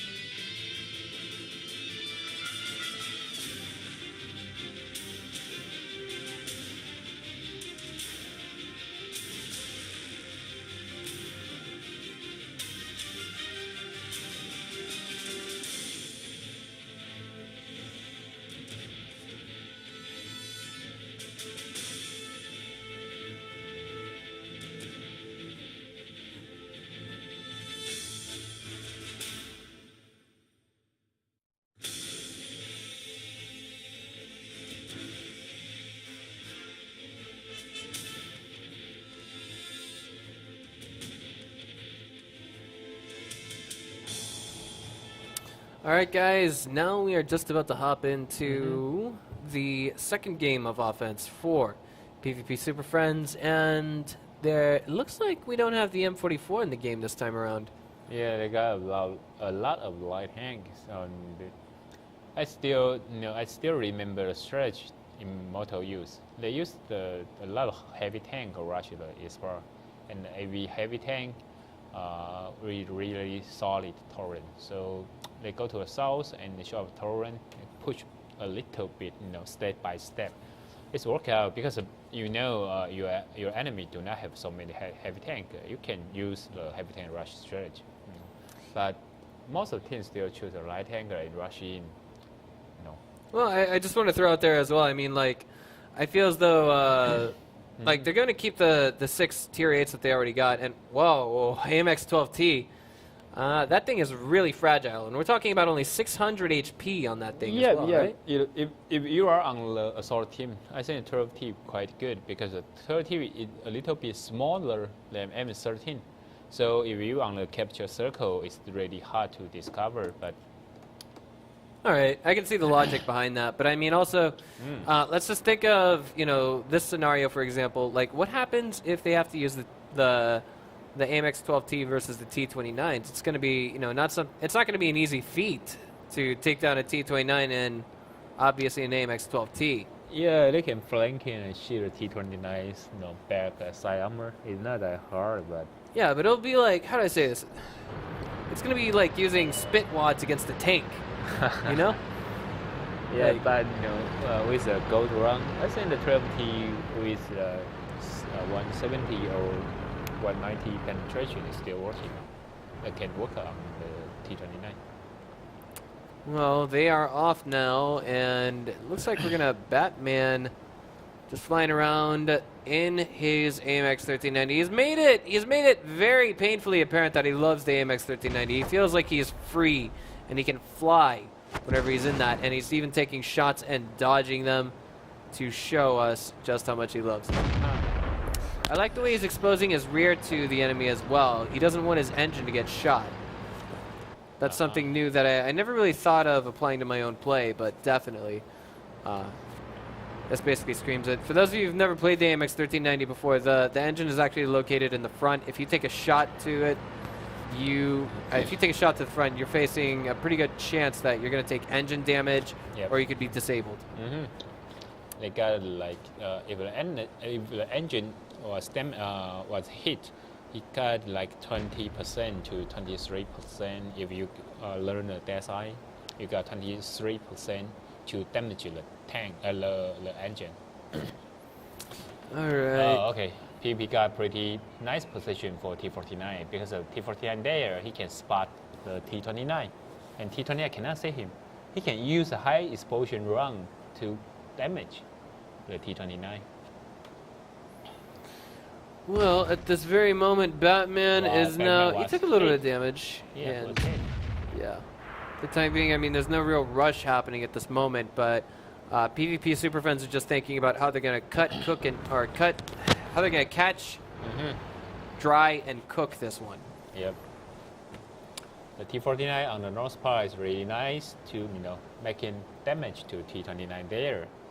And this time they got a couple sniper on the south side. They got a RU-251 M19 here, so they can use the 12T. Okay, 12T is going to capture circle. So this time, if the formation gonna go here and spot the enemy to reset a capture, they gonna got a fighter from south side. All right, so these guys have, I mean, this is, I wouldn't say mind games at a whole new level, but definitely PvP Super Friends have their crisis plan in order. The question is, will it work out, or will there be some sort of a different counter strategy? But the sniper gonna face the M13 right now. Can he make it? God. Can they make it? That is the real question. Excuse me. Jeez, what is wrong with me? It's getting a little bit late here in Taiwan, guys. Please have mercy on us. But the capture has been initiated, and it's now at 50% there for that AMX-12T. Oh, this time the formation C. They see, oh my God. They see the two sniper on the south side, so they know, okay, you only got to fight, so gonna rush in, kill everyone here. Oh my God, that was Really brilliant. nice reaction, I think, but they have to do that as soon as possible because of the light tank is gonna come in here really soon. That's right. Okay, so the question is it going to work out? And Nuto pulls out before he even takes a sliver of damage. And now critical hits down to 321 HP. Batman coming to the defensive aid of a Nuto. But this is that scenario that I was exactly talking about. What happens if the AMX-12T has to actually fire at T-29s and other tanks in between? It might be able to perform somewhat well against the Tier 7. Gonna die first. Oh, He's gonna die very, very soon. Ripper was actually taken down first, but Ice Water, he is of course spearheading this charge. He is now the daredevil that is alive. An amazing coordinated fire from teammates. Wow. Keeping him alive for the time being, putting a rock between himself and Calliope. Yeah, Calliope got a big problem there. This is not looking good. He's going for the rear now. His rear's exposed. Yeah, but you know, Persian cannot burst the Ice Water. I mean, the IU-251 because the BPM is quite low. Oh my goodness. Can you rend him? Oh, too late. Okay, so this has been 1 for 1, but now I mean front mission. They haven't been able to keep up in the exchanges. The question is, can their heavies pick up the slack now that they're coming to the front line? They lose too much hit point on the beginning, you know. Oh, what's man. going on later on the T-29? That looked like, for a minute, an artillery shot. They don't have an artillery, do they? No, he shoot at ground. Oh, man. Maybe his gun is damaged, so, you know. Perhaps. Wow. Oh, boy. Nice play there by Blood Plus, but I mean, help me please is, I mean, he's low health. He's trying to do what he can to hold this position here. Where on earth is he? He's not here to the aid of Blood Plus, that is to say, help me please. But he's now taken out of the game, and so too is Help Me Please himself. So, it's 3-3. Every game we've seen so far, we've seen rotating wins. It's like PvP. 1-1, 1-1, 1-1, 1-1. The question is, are we going to finally see 1-1, or are we going to see 2-0 with PvP going on the defense? Or 2-0? Yeah, maybe it's 1-1, but on the defense side, you got really nice chance to win, but formation not doing that good. You know, your enemy all light tank if you rush out. I think that's okay. The strategy is that it's okay, but you know, if you want to rush your enemy and you know the sniper on the south side, why you still go to the south? You know, just go straight. Well, I mean, like that's okay. The playstyle that we see from both sides is quite responsive. They say, okay, so this is what you guys did in game number 1. This is what we're going to do different in game number 2 on offense or defense. And this became most apparent in game number 4 on Himmelsdorf. You remember? Game number 3, PvP, they were using the M6 to try and shield Batman again. Its dead body. It was going to die. They all knew it was going to die. And then game number 4, our Thai Titans came in and said, well, that's not going to work this time around. We're ready to counterplay it. Yep. Question is, are we going to see that same trend here with PvP going on the defense? Let's find out in 2 minutes.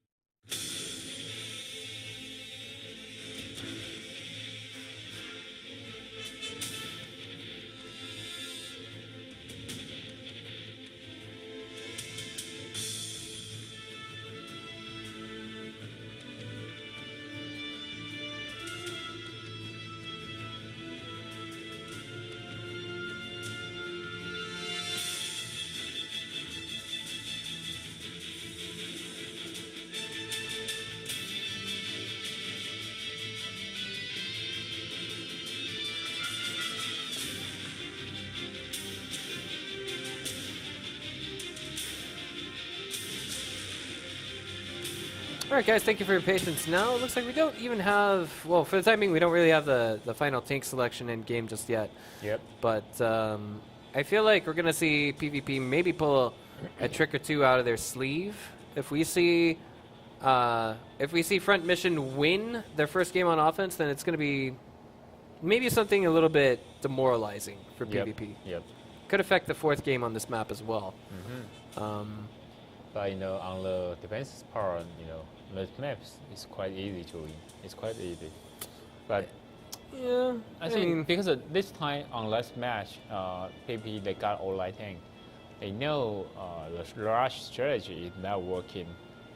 I mean, So- versus heavies for the most part. Yeah, you cannot rush in versus mid tank versus a heavy tank. Something like suicide. So they decide use a 12T capture sniping strategy. Formation know that, okay, we split it to two parts, but they decide to kill the enemy on the capture circle first. Right. It should be worked out, but I think the route is not that good. They walk through, walk through the open field, and got a lot of sniper. They got a lot of sniping from the west part.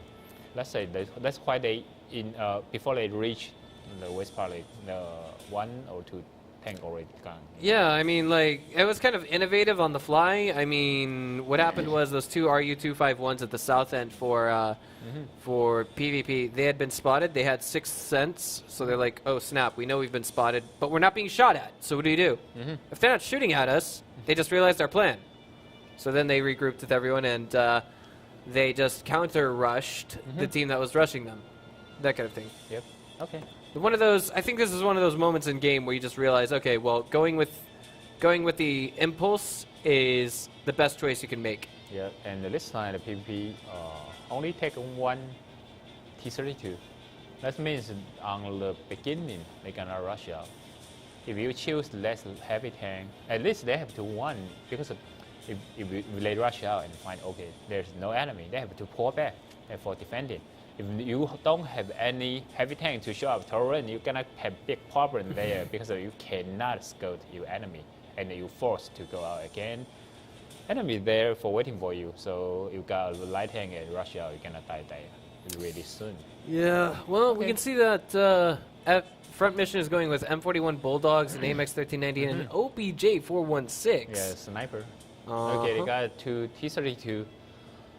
Okay, so if they want to push, they are on the offense side. That means they're gonna go to the east part, because east part they got okay, it already started. Yeah. Well, I guess like what happens is we can show you guys on the minimap what they're thinking in just a moment. Okay. So spawning to the south on offense, it's Front Mission, and to the north on defense, it is PvP Super Friends. If you have a heavy tank and go through the south, the north part, there's no cover. When you march in, you're gonna get a lot of punishment. You're gonna get a lot of damage from the east side. So normally, if you choose a heavy tank, you won't go through west to north. That's the reason. But if you have a heavy tank, normally you can go here, because there is a reach, there's a reach, there's a reach. It's really nice cover for T-32, because of T-32 can show up torrent and attack. Oh, this time they split to two parts. The T-32 gonna go to the south, and light and go north is, maybe they're gonna do something different on the strategy side, but they have to be really, really carefully, because the PvP only have one heavy tank. That means the light tank gonna stick together and rush one side, either north or south. If the T-32 was discovered, they're gonna die really soon. Okay. All right, well, let's see what the plan is here from both sides. Of course, we do have Front Mission, of course, scratching just a little bit towards capture point 1, and I think to that end they should succeed for the most part. But on this way, you can see the T-32 on the middle. That means they can go here, or here. There's two ways, but on the field, it's not safe at all. So normally they're gonna go this side. I imagine Batman is the one AMX 1390 to the north. In fact, he's the only AMX 1390 on his team. Yeah, there's gonna be a scout there because there is a push, and when from which cross the railroad, they're gonna be spotted, but they won't know where is the Batman. Well, we're still waiting for that move to be made. I mean, Batman, no one. Spec Ops has been spotted, but that's only Spec Ops. Yep. And M13 go here. He gonna go to uphill, but on this distance, I think they got a chance to see the Batman here. All right. So this one, yeah. Okay, Batman's moving. That means he was spotted. He actually hasn't been spotted according to the light bulbs that we have right next to his name, but I think he's ready for that. Okay. His teammates made a call of some form, and exchange of fire is taking place right now. No real hits connecting yet. Yep. Because the T-32 got really nice position, so even the PvP's T-32 here, this two side cannot make any damage. All right, so 2 RU-251s coming straight to the south here for PvP. I'm wondering just how this is going to pan out. Spec Ops lit now. He's down to 1,073 of his original HP. He got hit for a lot there. I don't know if that was just one shot or if it was one stacked upon another. But the T-32 itself, what's the cannon at sports? 90 millimeter? The T-32 normally they use a 105, but on this field it's possible to use the 90 millimeter. Right, that makes sense to me. I mean, when you stop and think about how far down the barrel you need to aim, the capture has been initiated, by the way. Then it's one of those decisions that I think would be most logical, if you will. Okay, and so PvP, they know what the situation they're in, but they just can't make the move yet. And it's most interesting to me that the guy who was doing the capture, he pulled out, but he was never shot at, to the best of my knowledge. Now, Blood Plus. Okay, there is T-32, so this time PvP cannot go here and watch the enemy to reset capture because they gonna get a lot of damage from the T-32. But here is two sniper and aiming to the T-32. They have to move right now. Yeah, but the two T-32 almost didn't get any damage because of the tank design is for show up torrent only, and on this match, on the whole game, the T-32 only show up torrent, so the RU-251 cannot make anything here. So therefore they gonna reef forward. I think they gonna go here. There's only a single tank in that circle for the capture. Calliope is wondering if he should join or not. If he joins right now, this is going to increase it a lot more. There we go. Getting cut now. I mean, this is becoming painfully apparent to PvP Super Friends. Shots fired at off spin, not quite hitting. I think those were blind. 15 seconds remaining on the capture, and now the flank is coming from the south. Are we going to see a reset coming in from PvP Super Friends? It looks more and more like the answer may be yes. That was a nice ambush. Batman coming in now. Yeah, they are not trying to reset. Not let you reset. They're gonna rush out and kill you first. That's a perfect choice to make. Yeah, you want to reset, I'm gonna kill you. That's it. The offense was being made right now. I think their goal overall now is to keep one of their tanks alive. There's only 2 minutes left on the clock, and this could actually be one of those critical moments of the game where we see that PvP Super Friends simply have one more tank left on their team. From which you have to kill all light tank as soon as possible because the T-29 is there.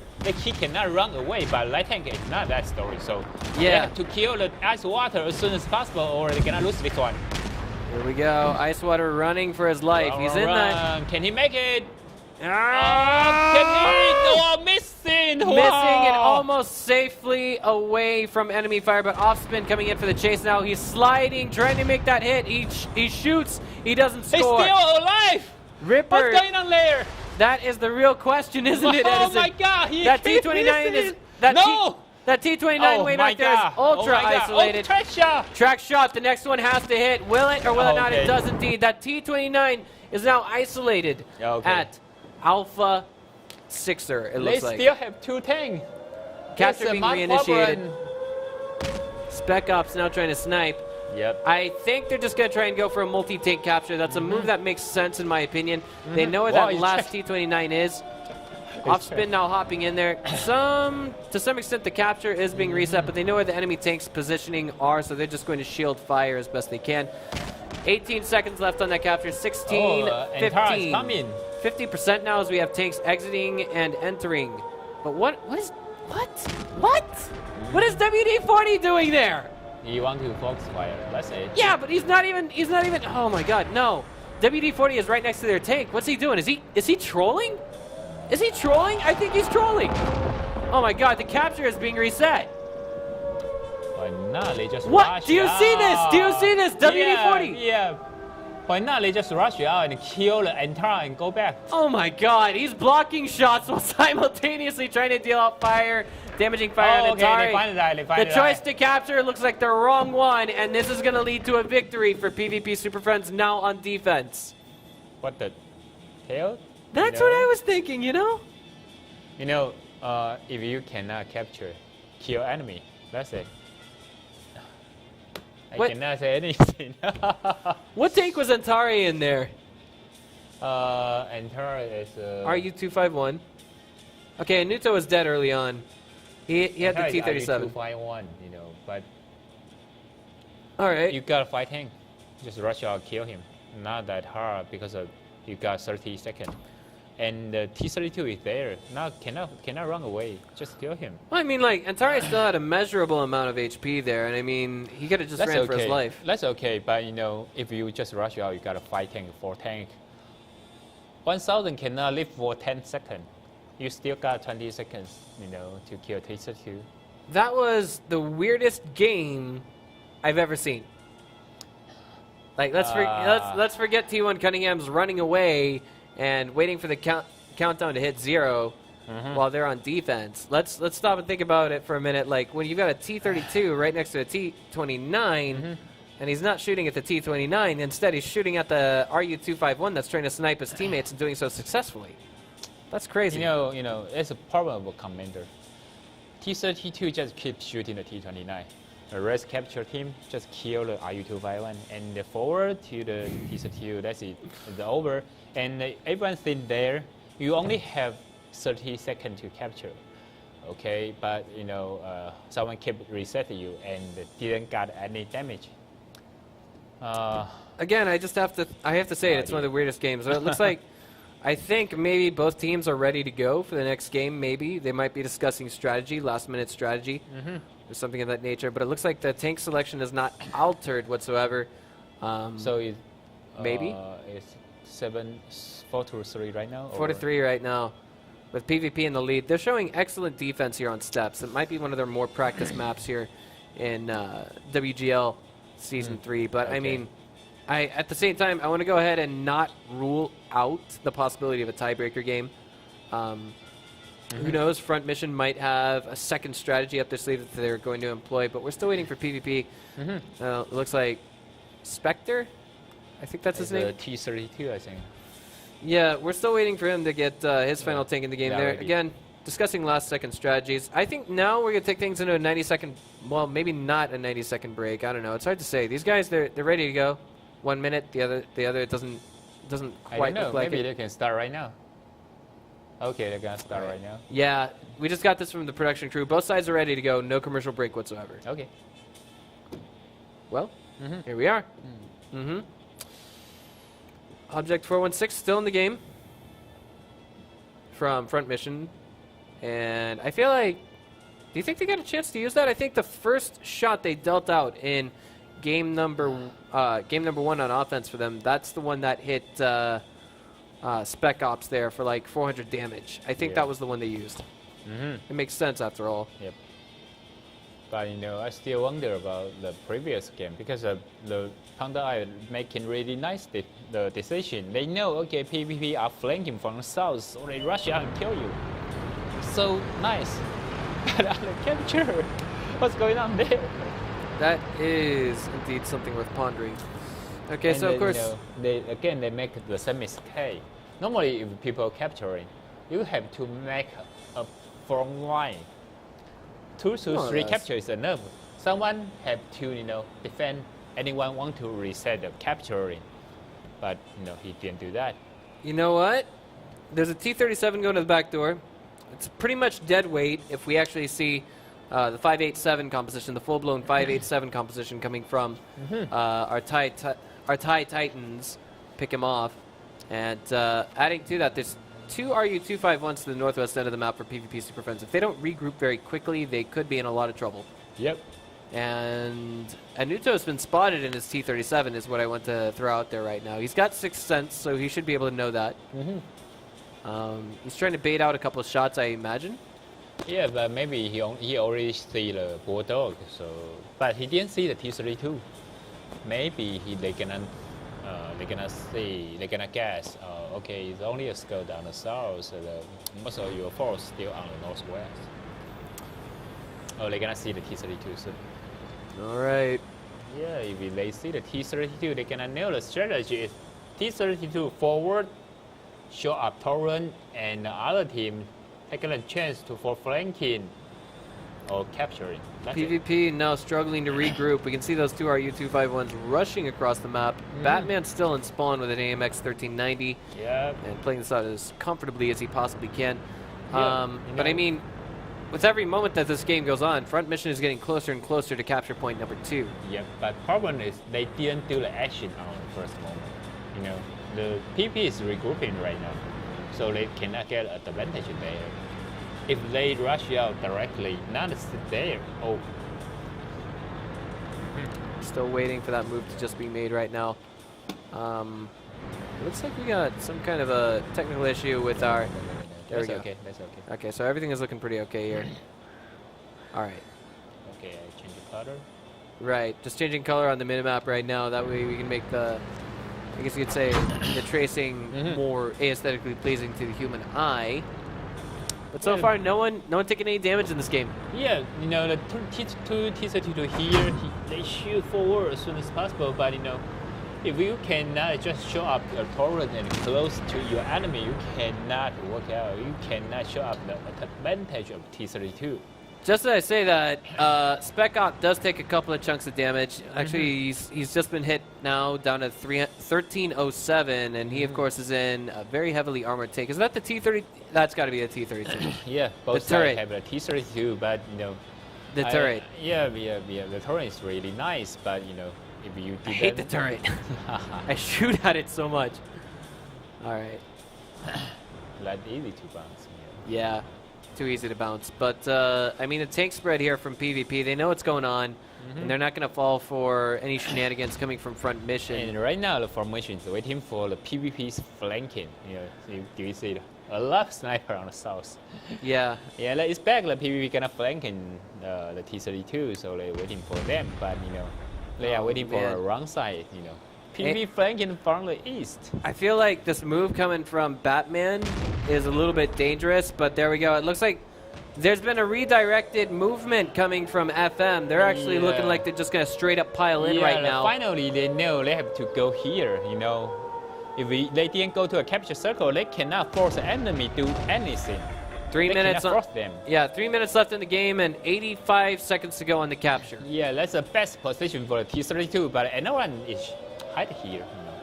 You know, I don't think that's that good. You know, because if they got two T-32 on the front line and capture, they cannot force the enemy forward. You know, and they got so many snipers there. They can get the first. Oh, what's going on there? Oh, that is a question, isn't it? Like, okay, PP gonna flanking right now, but they cannot find a really nice position. 60 seconds on the capture. They just need a penetrating shot. Wow. One hit from Spec Op, but it didn't penetrate. It didn't penetrate at all. And right now, PvP Super Friends is super lit at this very moment while we've got mostly full HP tanks on Front Mission. Finally, a penetrating shot on the WD-40. Wow, Panda Eye isolated, in a lot of trouble. Ice Water coming in and trying to seal him out. Looks like he might just get it, but who's going to be first? Indeed, it will be Panda Eye. Wow. WD-40 forsaking the entire capture and now going forward.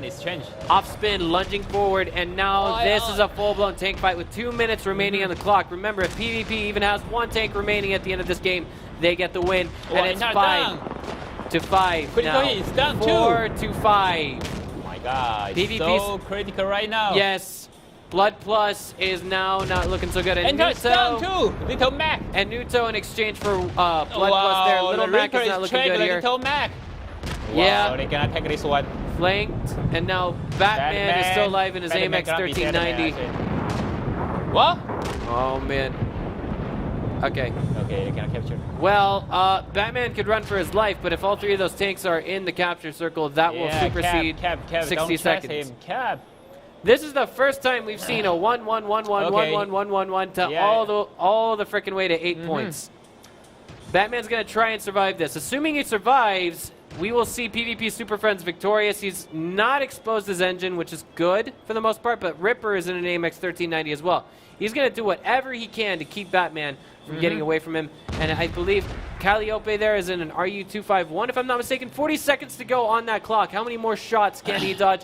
Help me, please. Trying to do what he can to cut off Batman. Oh, okay. They cut him. Yeah. Oh, he's trying to do the track shot, and there we go. Batman's out of the game. That brings the score to 4-4, and we're going to the tiebreaker game, guys. So close. So how do we determine who is on defense here? Damage count from 8 games? I feel it's that is something we didn't quit. All right, so we're gonna go to an 8-minute break, guys. Yeah, we got an 8 minute, but they have to counter the damage right now, and because of mod, like install mod, so we cannot see the real damage right now. We cannot check the damage list right now, so we need the tournament team send us a replay, and we're gonna check the damage after that. So it take a lot of time, maybe 12, 15 minutes something. We need to get a new system in place for this. We really do. Okay, guys, so we'll be back in 8, 10, 15, 20 minutes. Whenever we're ready to go and whenever we're ready to play that tiebreaker game, guys, don't go away.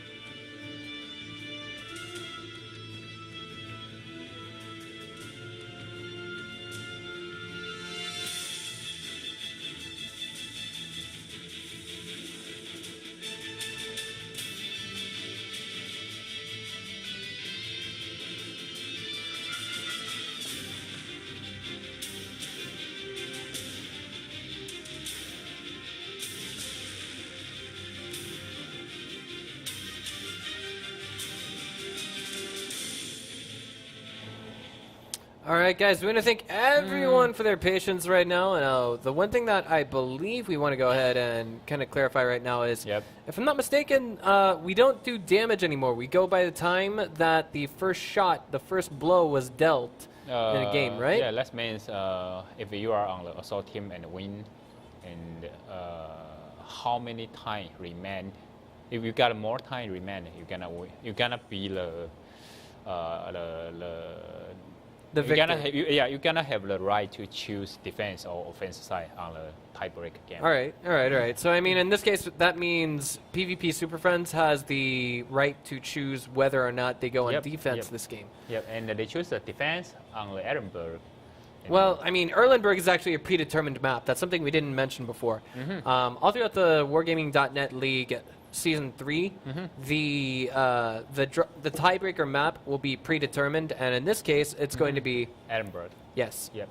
All right. And the map got 3 bridge, so it's really easy to defend. So really benefit from the defense side. It's really difficult to play in random battles. Normally, yeah, because random battle got some problem about teamwork because everyone do not know each other. You don't have a commander to tell them how to move. But Edinburgh on the Claim Wall, I don't think it's not that hard to play because there is a two ridge on the east and the west. So whatever you're gonna go west or east, it depends on the capture circle. You are north or south. It's not that easy to. It's not that hard to play on the Claim Wall, but it's a tiebreaker game. It's an assault mode, so it becomes totally different right now because the defend circle on the northeast is really easy to defend compared to random battle. It's somewhat different. I agree. All right, so right now we've got 2 AMX 1390s, 2 Pershings, a T-37, and a T-32 coming out from. Oh, excuse me, 2 T-32s coming out from PvP Super Friends. So they're going 686, while we have 1 Tier 7 for front mission. Okay. Yep. Still on, I guess you could say, tank selection right now. We don't know if it's going to be 686 or 587 for them. But, I mean, I'm thinking, I imagine PvP Super Friends, since they do have the right to choose whether they're on offense or defense, maybe they chose defense. They choose defense right now. Yeah. They choose defense, but let's stop and think about this for a minute. Every game that they played tonight, on defense and offense, they won one of each. So they won the 2 offense games and they won 2 defense games, and that's an alternating rotations. Yep, totally right. But this map is not that easy to attack. It's really nice for defense map. Really nice. So. And I mean, it's really hard for formation, I think. Yeah, and once you look at it from a layman's perspective, you could actually stop and think for a minute, well, okay, I think I could see, PvP Super Friends winning this if they take the defensive angle. And I don't see why they wouldn't. They've got the only thing they've got working against them, well, AMX 1390s, Pershings, OBJ 416. There's one AMX 1390 from Blood Plus, but that's about it. I mean, you guys are going to see the tank selection bottom line at the beginning of the game, and I feel like on this map, it could be anything. Yeah, but it depends on the play style. If a Vietnam team, on random battle, I saw a lot of Vietnams. They know how to play on this one, but most of players on this map, they are camping, so actually they don't know how to attack.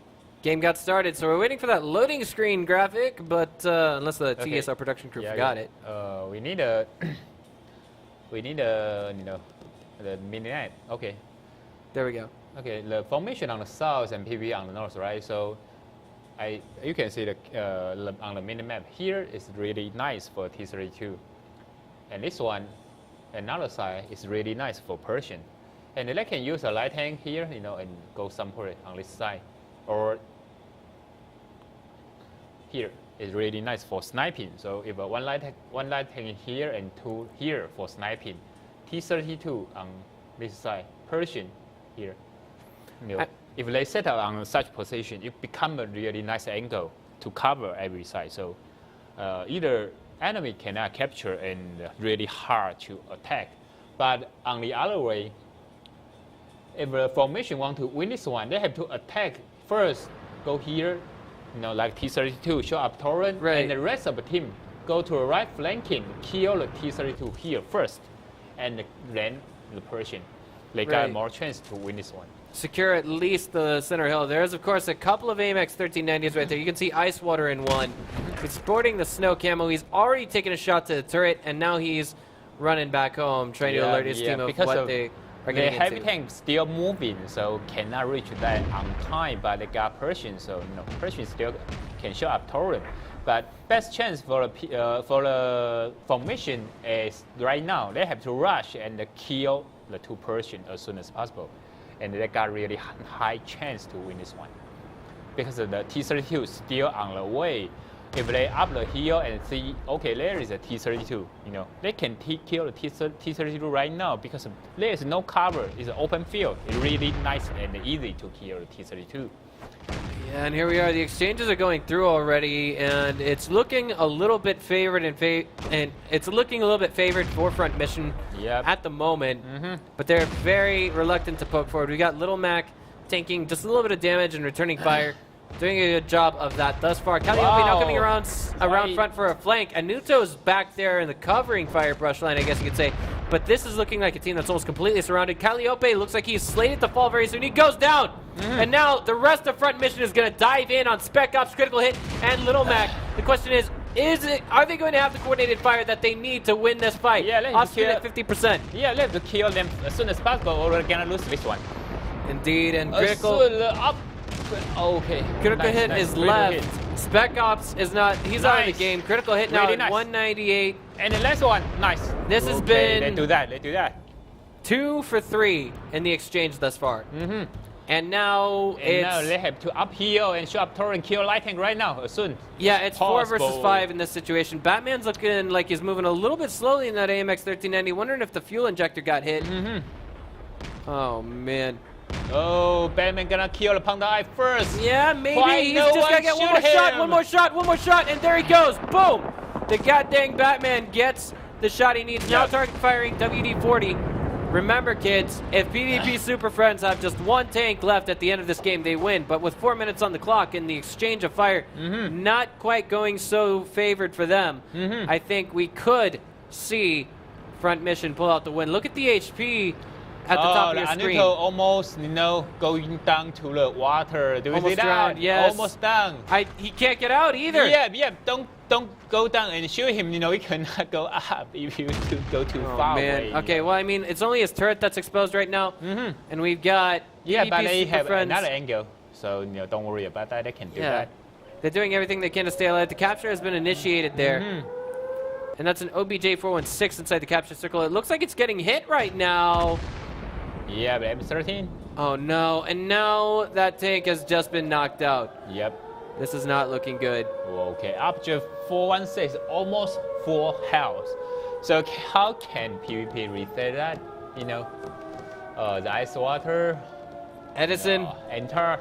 Almost done. It's 4 versus 2. I don't know if there's any winning this one, but I mean, PvP Super Friends, they know the rules. They know what they got to do, and they're going to try and make it happen. Yeah, the problem is, it's a trick.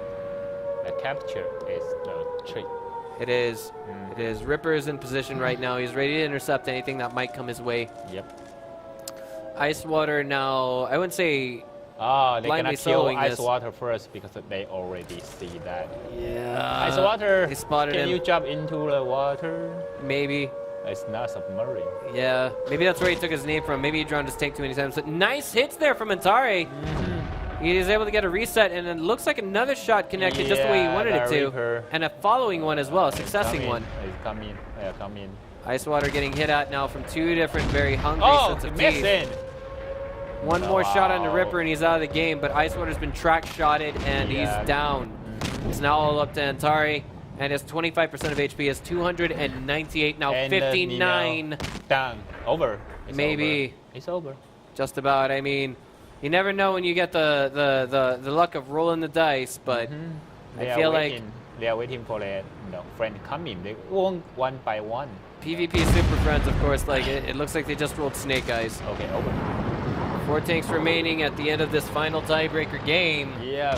Front I mission think takes the the set. formation, they make really the right decision. I think Panda always, doing pretty right on strategy side. They know how to attack. They know how to break through, but sometimes on reaction, not that beautiful. Right, and for those of you who might be watching tonight's stream for the first time ever, or for the first time since WGL Season 3 began, I'd like to go ahead and highlight for the time being that the winner of that tiebreaker game did not get 3 points. They only got 2 points. They got 2. I mean, it was such a, how do I say, it's a very neck-and-neck game. But at the same time, the trend that we saw a lot of the time in WGL Season 2 is we'd oftentimes see, what's the word I'm looking for? We'd see the teams go, into 3 draws in a best of 5, and then finally one team would win the tiebreaker just because they had a little bit more damage than the other team, and then they would get 3 points based off of winning 1 game. That seemed a little bit unfair, but now it's a little bit more balanced. So we see Front Mission getting away with 2 points and moving up their rankings in the Gold Series. That means 2 wins, 0 defeats, but 5 points.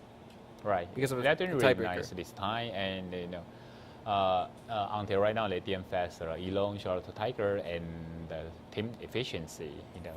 That is right. PS3 is really critical, but I have to say that Charlotte Tiger really lucky because when they faced Elon, Elon didn't fail to report, so they got free 3 points. Yeah. Really nice for them. I really want to see Elong versus Front Mission.